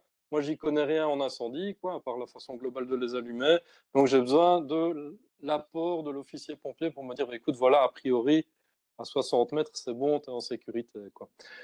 Sinon, ce qui se passe, c'est qu'on va fatiguer les gens. Ici, c'est un problème qui va venir d'ailleurs plus tard, c'est que les pompiers vont être fatigués, j'imagine, de monter les 80 étages de l'immeuble. C'est ça qui a posé problème? Oui, c'est ça qui a posé problème. Donc, ils ont dû faire appel à pas mal d'équipes en renfort. Et eux, finalement, la validation du PMA au plus proche de l'intervention, ça va leur permettre aussi de diminuer la petite noria, parce que c'est quand même eux qui vont devoir la faire en partie. Et la petite noria, elle va être réduite à sa plus simple expression, parce qu'on va avoir exactement, je pense qu'on a mal localisé sur la photo, c'était de l'autre côté, mais c'est pas grave. On va avoir 20-30 mètres à faire maximum. Et ça va faciliter le déroulement des opérations. La seule question qui va tout le temps se poser, c'est la sécurité même du PMA. Est-ce qu'il est au bon endroit au bon moment? toujours ce 11 septembre qui restait dans les mémoires. Et on est quand même au centre-ville de Liège, avec des grandes norias qui ne sont pas énormes, avec tous les hôpitaux qui sont en alerte, et donc la rotation des ambulances est quand même facilitée. Hein. Si on a le même incident, maintenant on n'a pas des tours comme ça partout, fort heureusement. Dans une région plus rurale, même ici à Huy, on doit évacuer de manière plus lointaine, on aurait besoin certainement de plus d'ambulances. Alors, un bref mot, parce que l'heure avance, sur l'anatomie du PMA. Donc, c'est un rappel pour la plupart d'entre vous, mais donc on a l'entrée du PMA, le IN, où il va y avoir le secrétariat IN. Hein. Le secrétariat IN, c'est quelque chose qui est crucial, c'est géré par la Croix-Rouge normalement, et ça doit effectuer le recensement de toutes les personnes qui ont été impliquées dans la situation, hein, qu'ils soient blessés ou non blessés. Ça doit vraiment servir d'entonnoir.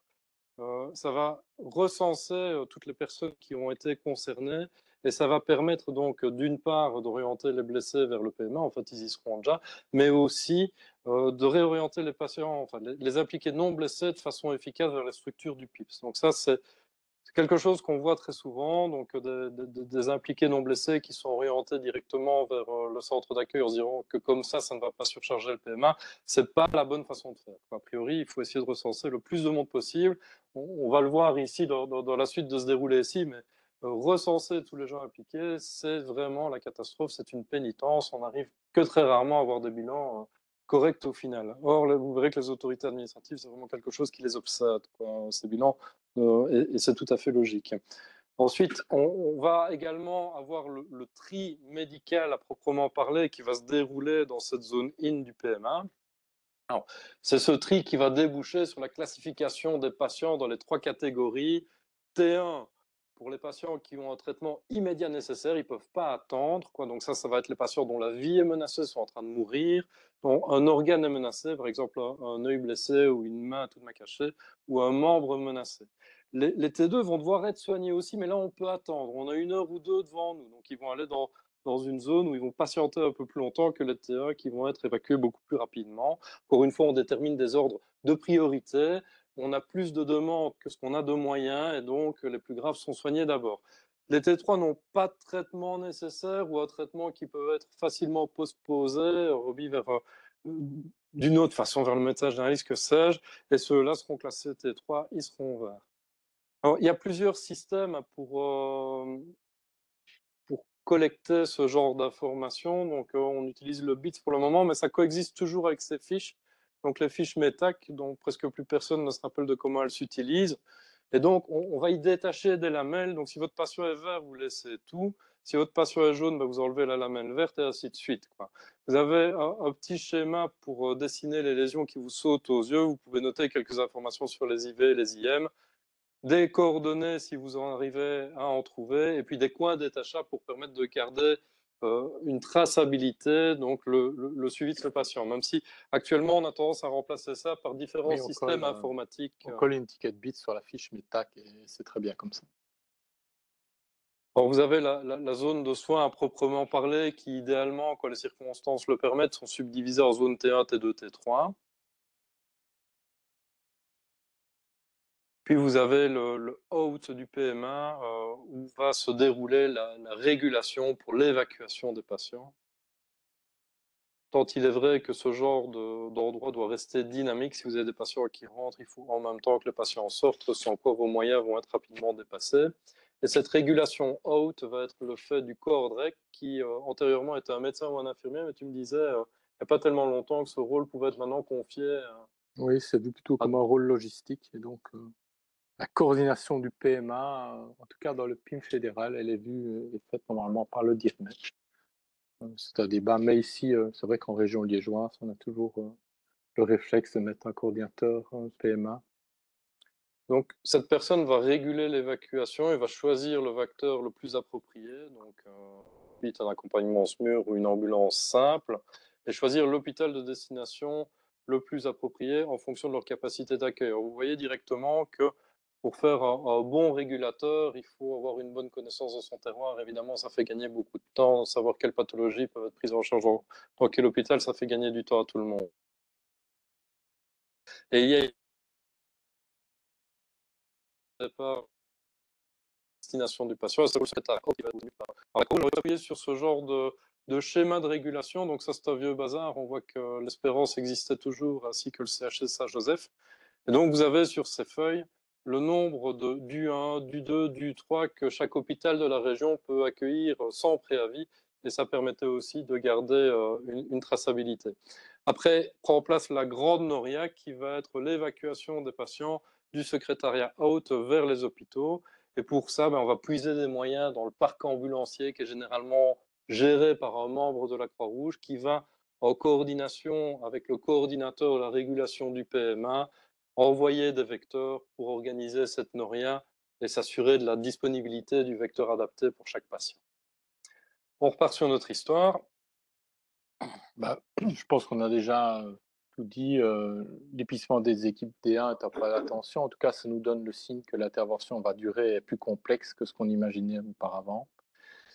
Et puis finalement, on a un gros problème dans BITS qu'on va commencer à identifier vers 4h25. C'est-à-dire que l'enregistrement qui est fait comporte des erreurs qui ne vont pas nous permettre d'avoir un bilan correct. Mais ça, on va s'en apercevoir bien plus tard. Le reste est accessoire, on peut passer rapidement, c'est des choses.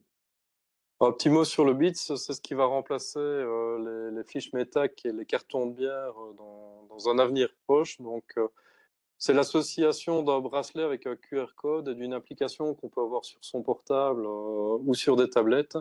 Donc, le patient, sur son premier contact, est équipé d'un bracelet. Le premier soignant scanne son QR code, rentre les informations qu'il a. Et ainsi, au fur et à mesure de la pérégrination du patient le long de la chaîne médicale, ces informations s'étoffent et sont centralisées sur un site qui permettrait, dans un monde parfait, d'avoir un bilan à jour, efficace de la situation et un bilan complet. Mais on a vu par exemple sur cet incident-ci que ça n'a malheureusement pas fonctionné. Ce qui a bien fonctionné par contre, c'est que tout le monde a eu un bracelet et qu'on a mis chaque fois une étiquette sur une feuille papier et c'est ce qui nous a permis d'avoir un bilan in fine. Voilà. Donc papier, crayon et une étiquette, c'est bien plus efficace que de l'informatique. Alors, en théorie, ça fonctionne bien. Ça fonctionne bien quand vous êtes dans une pièce, comme on est ici, que je commence à vous mettre des bracelets, je vous scanne. Ça fonctionnera pas mal, quoique certains vont quand même se tromper à ce moment-là. Mais sur le terrain, honnêtement, ce qui fonctionne, c'est que tout le monde a un bracelet. On prend une étiquette détachable, on la met sur une feuille, on met l'hôpital de destination. Si on a déjà ça, on saura se débrouiller par la suite. Et je ne pense pas qu'on pourra avoir autre chose, en tout cas pas avec les moyens que l'on a pour le moment. Et on a des systèmes qui changent régulièrement et c'est difficile d'avoir une compétence sur ces différents systèmes sur lesquels on a finalement peu d'occasion de s'entraîner. Il faut bien le dire. Donc le bilan, il va être rapidement évolutif. Voilà, on ne va pas non plus s'éterniser là-dessus. Tout simplement pour dire que la cinétique est assez lente, je vous l'ai déjà dit. Et qu'au fur et à mesure, on va avoir différentes personnes qui vont être évacuées. Alors, un élément important, et ça, je pense que ça mérite d'être cité, au niveau du PCOPS, donc l'activité du DIR PCOPS, qui est un officier pompier, va se focaliser, et c'est bien logique, sur le travail d'extinction. En fait. Les pompiers, ils ont deux missions à ce moment-là. Il faut qu'ils évacuent les personnes, mais il faut aussi qu'ils éteignent l'incendie. Et on a le sentiment, ça va rester un sentiment, on ne l'a jamais confirmé, qu'à un moment donné, ils vont mettre la priorité sur l'extinction par rapport à l'évacuation. Néanmoins, il y a des personnes qui sont bloquées, il faut gérer ça au niveau de la centrale. Et l'autorité va prendre la décision, mais est-ce qu'il n'y a pas moyen d'aller chercher autrement ces gens-là? Est-ce qu'on va devoir attendre qu'ils aient maîtrisé l'incendie avant de sortir ces gens-là? Et l'élément déclencheur, il n'est pas dans le CITREP, c'est la présence d'adolescents seuls dans un appartement. Dès que l'autorité administrative va avoir cette connaissance-là, qu'il y a des enfants seuls dans un appartement, va exiger que l'on trouve un autre moyen d'aller chercher ces gens-là. On va demander est-ce qu'on ne peut pas utiliser des hélicoptères. Et c'est la présence de personnes clés au sein de cet organe de concertation, dont certains ont des relations finalement plus directes et des contacts proches qui vont permettre finalement d'avoir des hélicos qui vont venir chercher les gens, qui est une première dans notre pays. Mais à quoi ça tient? Ça ne tient pas à grand-chose finalement dans ce genre d'intervention. Mais c'est l'autorité politique qui va exiger qu'on évacue les gens par hélicoptère. Parce que pour eux, la responsabilité est énorme. Imaginez, vous avez 35 personnes qui vont brûler vives, qui vont soit pas peut-être brûler vives, mais qui vont être intoxiquées et qui meurent dans une tour alors qu'on aurait pu les sauver autrement. Personne ne veut prendre cette responsabilité. Et donc c'est là qu'on voit l'utilité d'un organe stratégique qui a une réflexion plus large, qui voit plus loin. Et finalement, le DIR PCOPS, il fait pleinement son job. Il a quand même, je ne sais pas combien on avait d'autopompes sur place, une vingtaine. sais pas combien de pompiers sont intervenus, je pense que c'est 150, donc c'est quand même énorme comme engagement. On doit déjà gérer tous ces aspects-là. Et moi, finalement, au moment même, avec le DIRMET, on n'a pas imaginé à un moment donné qu'on puisse employer des hélicos. On était très focalisé sur la prise en charge des gens au PMA et sur l'organisation de la chaîne médicale. Et c'est notre job. C'est l'intérêt d'avoir deux niveaux de coordination. Donc un niveau tactique, où on est vraiment au plus près de l'intervention. Malheureusement, parfois, malgré le recul nécessaire, un peu les mains dans le cambouis, par rapport à l'organe de coordination stratégique qui est une vision plus globale, plus éloignée Oui, finalement de la situation, et avec oui, des réflexes différents. le bourgmestre, il a un officier pompier devant lui aussi qui participe à la décision et eux vont envisager d'autres scénarios et vont aider ainsi le PCOP, c'est les gens de terrain, à trouver une solution en évacuant. C'est le vrai tournant de l'intervention. Hein. Dès qu'on a le premier patient qui est évacué par hélicoptère, on sait qu'on va pouvoir tous les sortir. En fait. Et là, vous savez directement que vous n'aurez pas au niveau du PMA X T1 ou T2, parce que finalement, quand vous les voyez évacuer comme ça, on a rapidement la confirmation que ces gens vont bien et qu'on n'aura pas ces gens à prendre en charge. Ben voilà, ça c'est des détails, mais c'est quand même intéressant, puisque finalement, à 21h30, on n'a aucun bilan, en fait, correct dans le système informatisé. Ça a commencé à 14h. Voilà, ça commence à 14h et à 21h35, on n'a strictement rien. Et donc, on revient aux vieilles méthodes, on reprend tous les papiers, toutes les étiquettes, et on fait un tableau Excel. Et on va compter les gens un à un vers un tableau Excel. Puis le bilan est rapidement évolutif. Vous voyez que vous avez 68 passages, et ça va s'afficher rapidement. Alors, les hélicos, c'est bien, mais la coordination avec les hélicos, c'est jamais évident. Et finalement, l'hélico de l'armée va nous amener les patients à Bierzé, on ne sait toujours pas pourquoi. Alors qu'on lui avait demandé de les poser dans un hôpital, notamment la CITA, ce qu'il avait fait précédemment. Mais bon, la décision appartient à chaque pilote, il faut le savoir. Donc chaque pilote prend sa décision. Celui-là ne voulait pas aller dans les hôpitaux, ben, il nous les a amenés à Bierzé. Il ne l'a pas dit rapidement, donc on a dû alerter d'autres moyens que ceux de la catastrophe pour aller gérer ces patients à Bierzé, qui finalement allaient bien, qu'on a tous ramenés au centre d'accueil. À 23h, on a la confirmation que le feu est maîtrisé. Ça, c'est le bilan, les différents bilans que l'on a, et à 1h15, le DIRMET décide de lever le PIM et une ambulance va rester sur place. Pour l'anecdote, on va retrouver une dame il la retrouve vers 4h30 du matin, dont les pompiers continuent. La dame a bien reçu les instructions comme quoi elle devait être évacuée par hélico, mais elle n'avait pas envie d'être électroyée. La dame, elle a 80 ans. Elle a voulu rester dans son appartement, elle est restée, elle a attendu que les pompiers viennent la chercher. Comme quoi. Mais l'ambulance n'a pas dû la prendre. Elle n'a pas prise en charge. Un petit mot sur la fin du PIM, parce que c'est quelque chose qui est parfois un peu déstabilisant. Donc, que ce soit l'alerte ou la préalerte. Donc, la préalerte, c'est l'inspecteur d'hygiène et le DIRMET qui peuvent la lever une fois qu'ils ont constaté que la situation n'était plus évolutive, qu'il n'y avait finalement pas de gros soucis. Donc, on téléphone à la centrale 112 et par ce biais, on formalise la levée de la préalerte. Et de la même façon, ce sont les seules personnes qui sont habilitées, généralement après une concertation, on se passe un petit coup de fil, à terminer les PIM et à terminer les préalertes. C'est toujours un peu étonnant des fois d'arriver sur place sur une préalerte et de constater que tout le monde a foutu le corps. Et qu'en fait, ben voilà, la formation est mal passée. Donc, n'oubliez pas que quand vous avez cette information, que vous êtes dans le cadre d'une préalerte ou d'un PIM, le SMUR sur place sont les yeux de la centrale, littéralement, et aussi donc de l'inspecteur d'hygiène et du DIRMED. Et que pour pouvoir respecter le caractère formel de ce plan, il est utile. En tout cas, moi je trouverais ça très très chouette qu'on passe par nous avant de prendre l'initiative, la levée de cette préalerte. Alors ici, on arrive vraiment à la fin, à la toute fin de l'exposé de la situation. Ça va être les moyens qui auront été déployés finalement. Donc il y a 18 lignes, hein, on ne va pas toutes les prendre.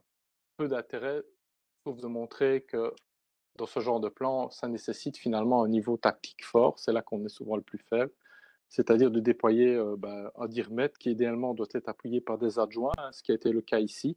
Au niveau stratégique, la même chose. C'est là finalement que la D2, on a le moins de moyens comparé à pas mal d'autres disciplines, notamment à la police et les pompiers. Tout ce qui est moyens supplémentaires au CATA et puis montrer que derrière tout ça, il y a d'autres personnes qui sont alertées. On a passé sur certains détails, notamment on a demandé des des cyanokites supplémentaires, c'est-à-dire dans l'optique, on va nous sortir 30 personnes d'un coup qui auront besoin des cyanokites. Donc on avait plus ou moins anticipé cet élément-là. Si un jour on doit le refaire, sachez que pour avoir des cyanokites, c'est quand même très long, on ne les aura qu'à 19h, ils viennent de Bruxelles, donc tout ça est à peaufiner. Au moins, ça leur sert de leçon, ils sont en train de revoir la procédure pour que ce soit plus rapide, au moins ça a servi à ça.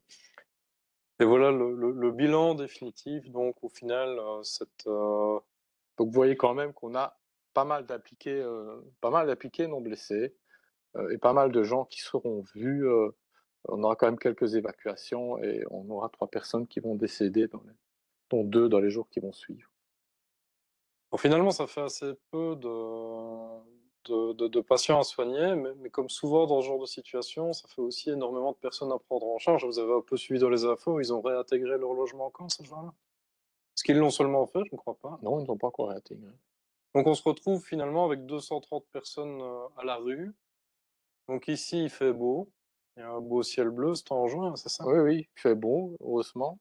Et donc, le plan, il est d'abord un plan, on en parle peu dans notre exposé, il est d'abord un plan d'intervention psychosociale, puisque derrière tout ça, c'est notre collègue Émilie qui va avoir pas mal de boulot, en collaboration avec les services sociaux de la ville de Liège. On va falloir trouver une solution pour tous ces gens qui ont dû quitter en urgence leur logement. On va évacuer également les animaux de compagnie, etc., etc. Et c'est finalement ça, le grand enjeu, ce sera d'abord, et c'est toujours l'enjeu actuel pour tous ces gens qui ont perdu leur logement, c'est le plan d'intervention psychosociale. Certaines personnes sont marquées à vie, en fait, hein, parce que je pense que certains ne réintégreront jamais leur logement. On les oublie un peu trop souvent, mais le PIPS, en fait, ils continuent à travailler après qu'on soit parti. Et ils ont souvent beaucoup plus de travail, hein, ça se prolonge après le PIM. Donc, ce sont des gens qui sont à prendre en compte. Dans l'intervention, une fois qu'on a passé la première phase, c'est aussi de la responsabilité du DIRMED de pouvoir penser à la prise de contact avec la psychosocial manager qui travaille en collaboration étroite avec l'inspecteur d'hygiène et à anticiper cet aspect psychosocial, cet aspect de prise en charge de gens qui n'auront finalement pas été blessés dans leur chair, mais qui auront beaucoup de problèmes à gérer et qui n'auront pas les moyens à ce moment-là d'y faire face seuls. L'objectif, c'est vraiment cette prise en charge des non-blessés. Donc, vous voyez ici, c'est 230 personnes contre peut-être une vingtaine pour les gens qui, au final, ont vraiment été sous la responsabilité des soignants dans le sens où nous l'entendons actuellement. Alors ça, on ne va pas refaire encore 1h10 de speech là-dessus, mais c'est décrit dans un plan séparé. Je pense que ça vaut la peine, en tant que soignant, d'un jour prendre le PIP. C'est pas un truc énorme, quoi. Ça fait une grosse trentaine de pages. Et de le parcourir rapidement. Alors, juste pour être relativement exhaustif dans la présentation du PIM, je vais vous dire que finalement, dans le cadre d'un plan d'intervention médicale, c'est le PIPS, c'est le volet PIPS qui va permettre de mettre en place toutes ces structures qui vont vous être indispensables pour ne pas transformer votre terrain d'intervention en une zone pleine de zombies qui errent comme ça à la recherche d'une solution, car c'est bien le PIPS qui va mettre en place et staffer le centre d'accueil des impliqués, où tous ces gens, toutes ces 230 personnes qui n'ont plus d'appartement vont pouvoir être rassemblés, où leurs proches vont pouvoir se rendre pour les prendre en charge, pour leur donner une solution de logement. C'est le PIPS également qui va se charger de trouver des solutions d'hébergement en créant éventuellement des centres d'hébergement pour toutes ces personnes qui vont se retrouver à la rue, qui va mettre sur place, quand la situation l'exige, un centre d'appel téléphonique, de façon à ne pas saturer le 112 avec des appels légitimes de familles inquiètes, mais bien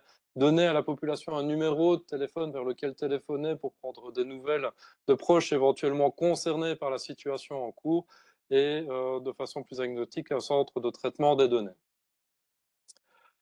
Donc tout ça pour dire que notre profession, elle est un peu en crise, hein. C'est le cas de pas mal de professions dans les hôpitaux et dans le monde du soin. Vous voyez que finalement, ce sont des choses qui roulent relativement bien, qui semblent complexes, mais qui nécessitent que de s'y intéresser pendant quelques temps pour finir par devenir, par la force des choses, compétent. Compétence, c'est un bien grand mot, ça veut dire essentiellement d'avoir un GSM avec un bon carnet d'adresses dedans. Et donc, si d'aventure vous êtes intéressé par la prestigieuse et mal rémunérée carrière de DIRMED, n'hésitez pas à vous signaler. On vous remercie beaucoup pour votre attention. On espère ne pas avoir été trop long. Et Olivier se soumet maintenant au feu nourri de vos questions. J'ai quelques questions. Première question, est-ce que les impliqués non blessés ont toujours une fiche METAC? A priori, non. On va passer les micros. Bon, c'est bon, c'est bon. Bon. Partagez ça. Oui,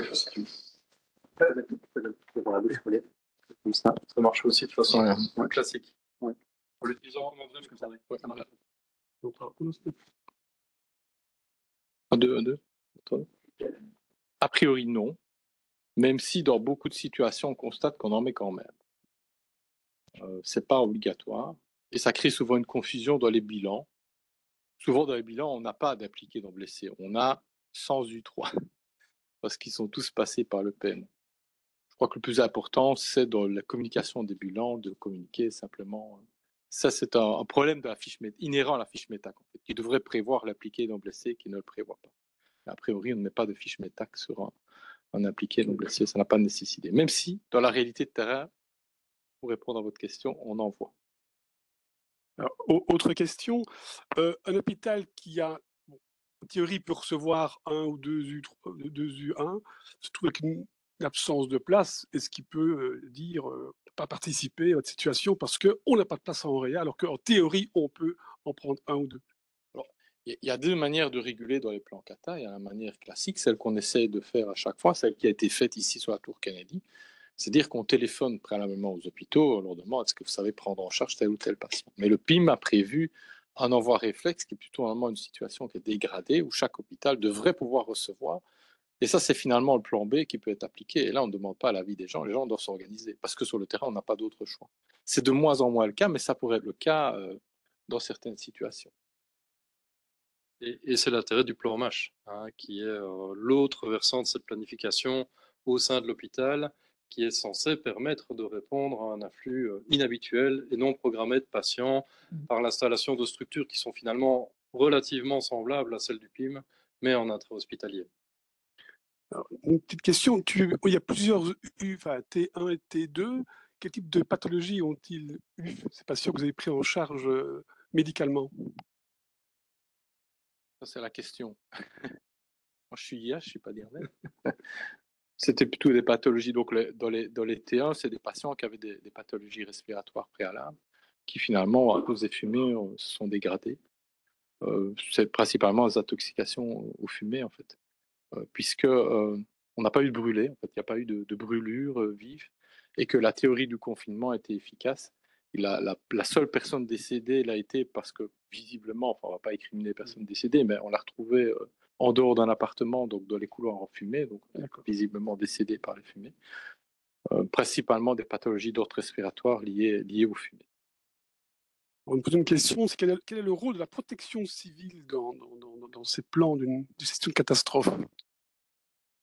La protection civile a pour mission d'acheminer des moyens logistiques exceptionnels, donc des moyens dont ne disposent pas les corps de pompiers, des moyens de levage importants, des systèmes de désincarcération pour des trains par exemple, ou des tentes de décontamination dans des situations CBRN. Donc ça va être un appui logistique avec des moyens exceptionnels qui ne sont pas disponibles au niveau des services publics usuels, donc au niveau des autres disciplines, des choses dont ne disposent pas la D1, la D2 et la D3.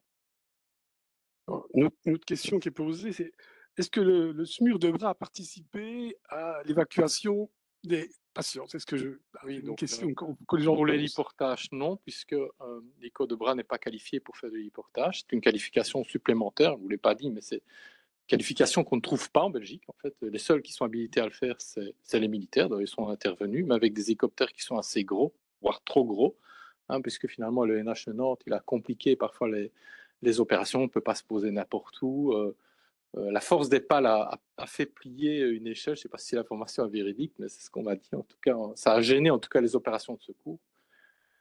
Mais l'hélico de bras n'a pas cette capacité, il faut du personnel qualifié pour ce faire. Alors moi, une petite question sur l'IRMED.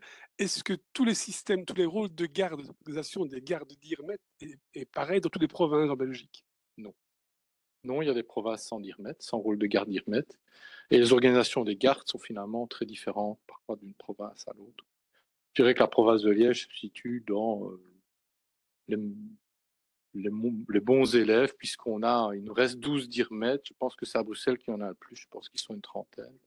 Les grosses provinces disposent d'une gare. On a encore la chance d'avoir un véhicule. La plupart des provinces n'en ont pas.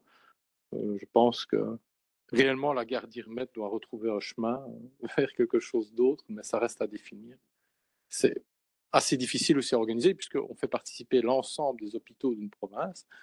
Là où au sein des propres réseaux, on a parfois difficile à s'organiser, imaginez au sein d'une gare, même si ça se passe relativement bien. Et tu l'as connu, donc ça repose essentiellement sur la bonne volonté. Voilà. Oui, bien sûr. Ouais.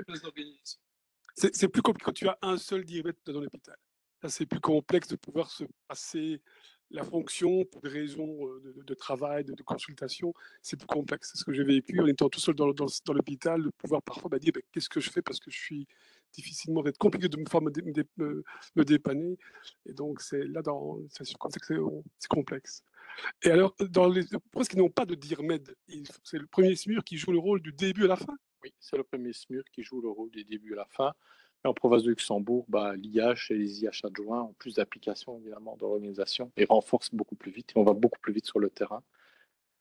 Voilà, c'est des modèles. Je dirais qu'un peu partout, on fait ce qu'on peut avec ce que l'on a. Voilà, ça, c'est la réalité telle qu'elle est vécue aujourd'hui. Et c'est une réalité vraiment à prendre en compte. Hein. Ça, c'est quelque chose dont vous devez être conscient. Hein. Il est quand même hautement probable qu'un jour, cette responsabilité vous retombera sur la tête. Hein. Donc, si vous vous destinez à la belle carrière d'urgentiste, si vous avez l'ambition de faire du SMUR, il y en a comme ça, pour vous dire qu'il est possible qu'un jour, et peut-être pas si lointain, la gare de Dirmède ressemble de plus en plus à un sourire édenté et que certains jours, vous serez vous-même le Dirmède. D'où l'importance de continuer à se former. Alors, une dernière question, est-ce que dans tous les pays, le système de gestion d'une catastrophe, c'est le même principe? Bien des pays qui font tout à fait autrement que nous en Belgique ou en Europe, aux États-Unis, ça change? C'est assez différent. Notre système est basé sur le concept du PMA, du poste médical avancé, qui est un concept très français. Mais dans d'autres pays, notamment les Israéliens, eux, ils ont privilégié un scope and run rapide et finalement une régulation pendant que les ambulances sont en route. Et c'est au niveau des hôpitaux qu'on va avoir lieu la prise en charge. Ils fonctionnent plus en capacité réflexe, en sécurisant leurs hôpitaux, mais ils sont aussi confrontés à d'autres réalités que les nôtres. Nous, on est passé d'un concept qui était très PMA, qui a été aussi voulu pour protéger les hôpitaux d'un afflux massif de blessés. C'est un concept qui a été avant tout imposé par les hôpitaux aussi en Belgique. Nous, on ne veut pas d'afflux de blessés. Ils doivent être soignés à l'extérieur. On a un peu revenu en arrière en post-attentat, puisque finalement, les pathologies rencontrées devaient être prises en charge rapidement au sein des hôpitaux. Donc, on a le concept de la fast line. Je pense que la vérité, elle réside entre les deux, comme souvent. C'est-à-dire que le PMA est utile surtout pour temporiser l'envoi des blessés, des U2 et les U3, pour le temps que les hôpitaux puissent soigner les U1. Mais le vrai enjeu, la vraie difficulté, c'est la régulation des patients. C'est d'amener les bons patients au bon endroit rapidement. Si vous en avez 10 ou comme ici, vous savez réguler un patient par heure, c'est gérable. Si vous avez régulé 15 TA en une heure, c'est quasiment impossible avec les moyens dont on dispose. D'autres questions dans l'auditoire?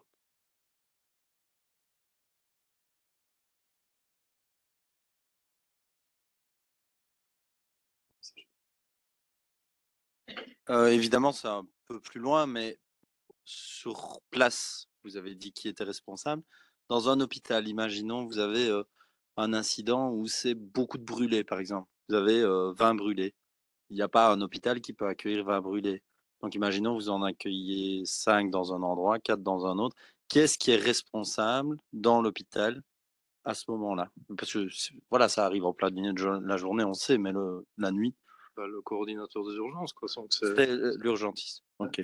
Tout dépend, si tu veux, de la riposte qui aurait été choisie par l'hôpital. Si on reste à un fonctionnement de routine, clairement, ce sera de la responsabilité de l'urgentiste de gérer la situation. Maintenant, s'il a dessous du jeu et qu'il voit arriver un afflux massif de brûlés dans son hôpital, là, il va y avoir un déclenchement d'un plan MASH, fatalement. Et cette responsabilité pourra être partagée au niveau de la cellule de crise qui sera mise en place au sein de cet hôpital. D'où l'importance de déclencher le PUH dans ce cadre-là. C'est-à-dire que là, vous transférez une partie de la responsabilité. En tout cas, eux vont pouvoir envisager certaines solutions que vous ne pourrez pas envisager à votre niveau au sein des urgences. C'est souvent là qu'est la difficulté, hein, c'est d'identifier le moment où on doit passer dans l'autre phase. C'est souvent là que l'on tarde. On l'a encore vu ici dans l'exemple, hein. Je peux en parler puisque finalement j'étais sur place et je dois en partie assumer ça. Mais on tarde toujours à monter à un moment donné en puissance parce qu'on a un peu le nez dans le guidon et puis à un moment donné on se rend compte que finalement, quand on envisage les choses de manière plus large, c'est la même chose de ça dans l'hôpital. On tarde souvent à avertir nos autorités pour déclencher un PEH. Et souvent, les PEH sont aussi déclenchés de manière tardive. J'ai très peu d'hôpitaux qui déclenchent leur PEH de manière rapide, en fait, parce que ça implique aussi des rappels, des notions de coût, etc., etc. Et on est exactement dans le même genre de configuration que dans la cata, quoi. Donc, au sein du service des urgences, on peut dire que c'est le niveau tactique. Donc, le nez dans le guidon, gestion immédiate, réflexe sur base d'une planification. Et puis, l'activation de cette cellule de crise va permettre de donner une ampleur stratégique à la gestion du problème et finalement de pouvoir concevoir, trouver d'autres solutions à un problème qui n'est peut-être pas solutionnable au niveau local. Oui, moi j'ai une question. Donc, on a vu qu'on a engagé un gros hélicoptère de l'armée. Il a fallu faire venir un hélicoptère du Grand-Duché de Luxembourg, plus petite taille. Est-ce que cet incendie dans une tour qui pourrait très bien se reproduire a suscité une réflexion en Belgique sur soit d'utiliser des hélicoptères de l'armée de plus petite taille que nous avons, soit d'équiper peut-être les 2 hélicoptères de la D2 que nous avons, de treuil et de passer à un système où ils pourraient du treuiller eux-mêmes. Alors, les hélicoptères médicalisés n'ont a priori pas à faire du sauvetage. C'est une mission de sauvetage. Donc, a priori, ce n'est pas le cas. Est-ce que ça a suscité une réflexion? Actuellement, non, sauf chez les pompiers de Liège, qui, eux, ont une vraie réflexion par rapport au risque de ce genre d'immeuble. L'autorité politique a également a pris un peu les choses à bras-le-corps et a demandé pas mal de compléments d'informations suite à l'accident. Mais au niveau fédéral, non, pas vraiment, parce qu'il n'y a pas de réflexion fédérale sur les secours dans ce pays. Il y a des réflexions sur l'aide médicale urgente, mais sur les opérations de secours proprement dites, pas vraiment, non. Et est-ce que l'armée va envisager d'autres investissements? Non, c'est l'inverse. L'armée se ressent sur sa mission première. Sa mission première, c'est la défense du territoire. Et actuellement, au vu du contexte international, on peut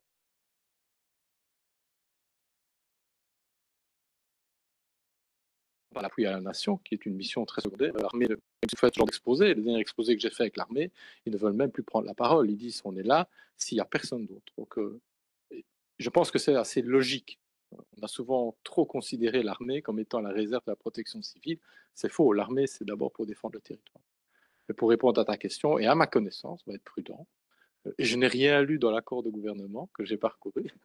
Je n'ai pas vu qu'on allait investir des hélicoptères de la protection civile, même si la réflexion a lieu surtout au niveau des pompiers. C'est l'occasion de revenir pour les gens qui ne font pas régulièrement ce genre de choses sur les limitations pour les hauts buildings que les pompiers rencontrent. Je ne suis pas expert moi-même, donc si quelqu'un connaît le sujet mieux que moi, qu'il n'hésite pas, mais il y a une limite en termes de hauteur où peuvent accéder facilement les échelles. Donc pour une tour comme la tour Kennedy, c'est calamiteux, quoi, parce que tout ce qui est, je crois que c'est le 8e ou le 9e étage, n'est finalement pas accessible très facilement. Oui, donc ils ont fait appel à des échelles de grande hauteur qui venaient de Anvers et Bruxelles, qui ont permis d'accéder à certains étages, mais qui n'ont pas permis d'aller au-delà de l'étage qui était impacté. Mais suite à cela, vraiment, il y a différentes réflexions qui sont en cours par rapport aux immeubles de grande hauteur, en tout cas sur la ville de Liège. Il faut savoir qu'il y a déjà des normes qui existent depuis des années. Ce sont ces mêmes normes qui ont permis d'avoir aussi peu de blessés. Mais il y a quand même des normes que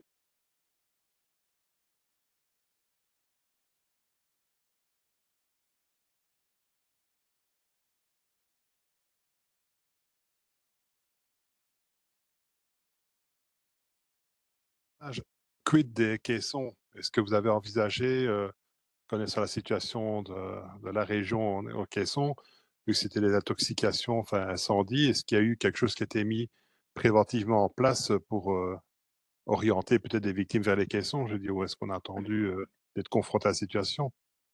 Alors, les caissons, c'est l'autre, c'est encore plus compliqué finalement que pour les brûler. Là, on avait l'hôpital militaire et on avait le clinicum d'Aix-la-Chapelle qui dispose d'un caisson Mais a priori, la première réflexion, c'était d'amener les gens à la service d'urgence, de prendre les mesures, les oxygéner, et là, on aurait fait transfert secondaire. Parce qu'on n'a plus de capacité en caisson qui nous permettent de les orienter directement du lieu vers les caissons. Il ne semble pas évident que cette capacité en caisson s'augmente dans un avenir proche. Ça suivrait les stocks stratégiques d'antidote, quoi. Petite dernière question, est-ce que tu as un conseil à donner, parce que tu parlais d'inviter des collègues pour faire d'IRMED, mais moi, ce que je remarque sur le terrain, c'est que la difficulté, c'est le jargon, je dirais, puisque les dires ont un jargon bien à eux, un mode de fonctionnement, et quand un premier SMUR qui n'est pas d'IRMED arrive, c'est compliqué de s'intégrer là-dedans. Est-ce que tu aurais une solution pour un peu démystifier ça? Merci de me donner l'occasion de faire un peu de publicité. Donc, à l'école provinciale, donc, on organise, sous la houlette d'un organisme dont le nom ne vous dira rien, des exercices de catastrophe qui s'appellent les Crisex Inter. Il y en a généralement 3 ou 4 par an. Ce sont des tabletops de grande ampleur qui sont focalisés sur le multidisciplinaire. Donc, on travaille avec des gens de la D1, de la D2, de la D4. Il y a des bourgmestres qui viennent, il y a de la presse qui est là. Et ça permet vraiment de se familiariser avec tout ce jargon de la catastrophe. Et c'est un petit peu comme les formations LS. Ça permet au minimum d'avoir un vocabulaire commun à tous et d'augmenter l'efficacité du travail en équipe. Donc, vous êtes les bienvenus. Venez au prochain. On manque toujours de monde. Je ne sais pas si ça répond à ta question.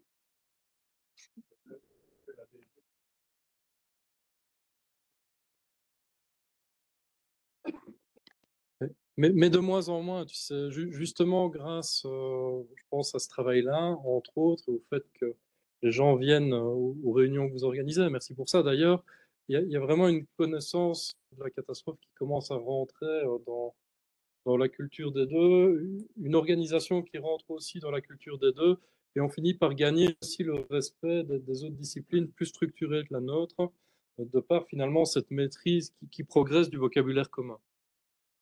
Et on a vraiment à gagner de travailler régulièrement ensemble pour faciliter cette communication et donc au final l'efficacité de nos interventions. Alors, on a vraiment 2 ou 3 minutes pour les 2 dernières questions qui viennent du chat. Le premier, c'est quand on est médecin ou infirmier et qu'on passe par là, qu'est-ce qu'on doit faire? Est-ce qu'on se présente pour aider ou est-ce qu'on tombera plus comme un cheveu dans la soupe et désorganiser encore plus la situation catastrophique? Je n'ai jamais vécu la situation.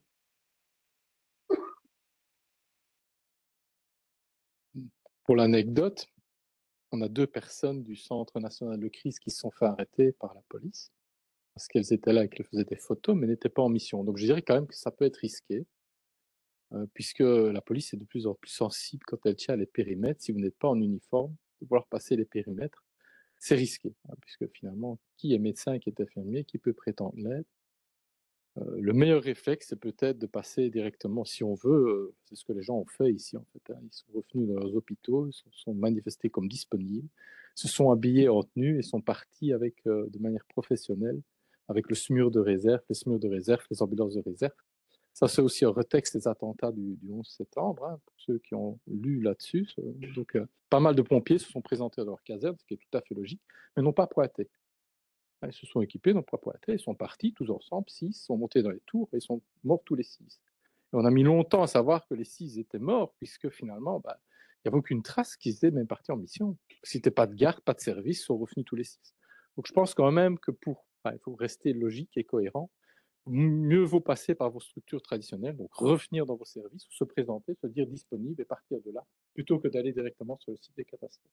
Pour cela dit, l'arrêté prévoit donc cette hypothèse, donc des moyens médicaux, paramédicaux qui souhaiteraient s'intégrer dans le plan sont censés être identifiés par le DIRMED et qui leur assigne une fiche réflexe, une chasuble et qui les affecte à un poste dans la gestion de la catastrophe. Cela dit, je pense que c'est quand même relativement compliqué à imaginer de façon massive.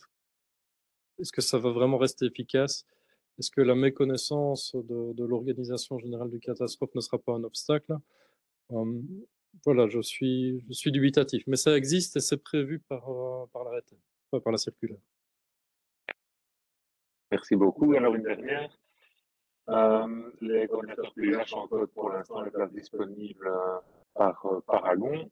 Est-ce que vous avez utilisé ces informations-là pour l'envoi des victimes? Et est-ce qu'à terme, on aura une modification du système pour que ce soit plus dynamique? On espère tous le système miracle qui nous donne en temps réel les capacités qui sont des hôpitaux. Je pense que ce système est... Tant qu'on n'aura pas un système informatisé global dans tous les hôpitaux, ça va être difficile à mettre en place. Est-ce qu'on a utilisé ce système-là? Non. Pour une raison simple, il faut avoir un accès Paragon sur le terrain, et c'est ce qui est actuellement le plus difficile. C'est que soit vous décidez de coordonner, enfin ici je parle pour le DIRMET, c'est difficile d'avoir un ordinateur dans une main et de soigner les gens dans une autre. Et le problème, il est là avant tout, c'est dans la transposition des informations. Maintenant, ce qui devrait être fait, ce qui aurait pu être fait mais n'a pas été fait, c'est de demander à ce que tous les hôpitaux mettent à jour leur capacité en Paragon. Ça n'a pas été fait parce que ça n'a pas été nécessaire de le faire, parce que la cinétique d'évacuation des patients était lente.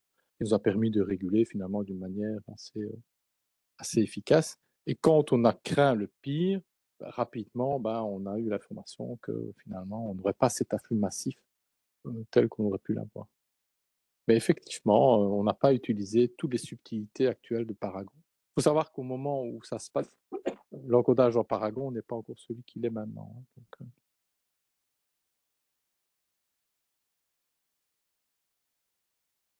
oui, tout à fait. Et c'était encore moins le cas en mai.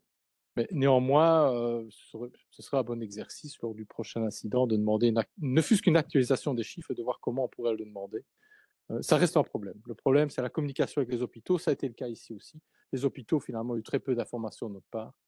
Ça reste un problème et je n'ai pas vraiment de solution parce qu'on n'a pas vraiment les ressources humaines que pour donner cette information en temps réel aux hôpitaux. Ça reste un problème. On a tous fini par l'apprendre. Hein. Voilà. Tout le monde avait des équipes quasiment engagées. C'est eux qui ont donné les sites REP. Ça s'est avéré efficace, mais de manière structurelle. Comment informer en temps réel les hôpitaux, à part se connecter à Paragon et regarder ce qui s'y passe, mais sinon, je n'ai pas d'autre solution à l'heure actuelle. Bon, une toute dernière question concernant les exercices grandeur nature qui sont très intéressants parce qu'on apprend un peu à travailler sur le terrain. Actuellement, où en est-on, à part certains organismes privés comme Kinépolis ou Tihange qui organisent ce type d'exercice, est-ce que ça bouge un petit peu au niveau du fédéral pour aider plus souvent les exercices à grandeur réelle? Non, j'ai parlé d'un sous-financement de la structure de réponse. Il n'y a pas de financement du tout pour les exercices. Et donc, on est toujours dépendant des partenaires extérieurs qui ont leurs objectifs à eux, qui nous imposent leurs objectifs. Et finalement, on est content d'aller, entre guillemets, jouer. Mais on a quand même une structure, un exercice qui est organisé par la province, dans lequel on a finalement pas assez souvent de participants des deux, qui là permet réellement finalement de tester plus la doctrine que le lieu. Mais c'est moins sexy peut-être comme lieu que d'aller à Kinépolis ou d'aller à la centrale nucléaire de Tihange.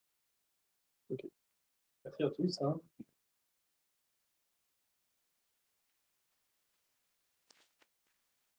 Pour votre patience. Non, merci à vous. Merci d'avoir accepté de vous prêter à ce jeu. Oui, merci pour la qualité de la présentation, évidemment. Donc, on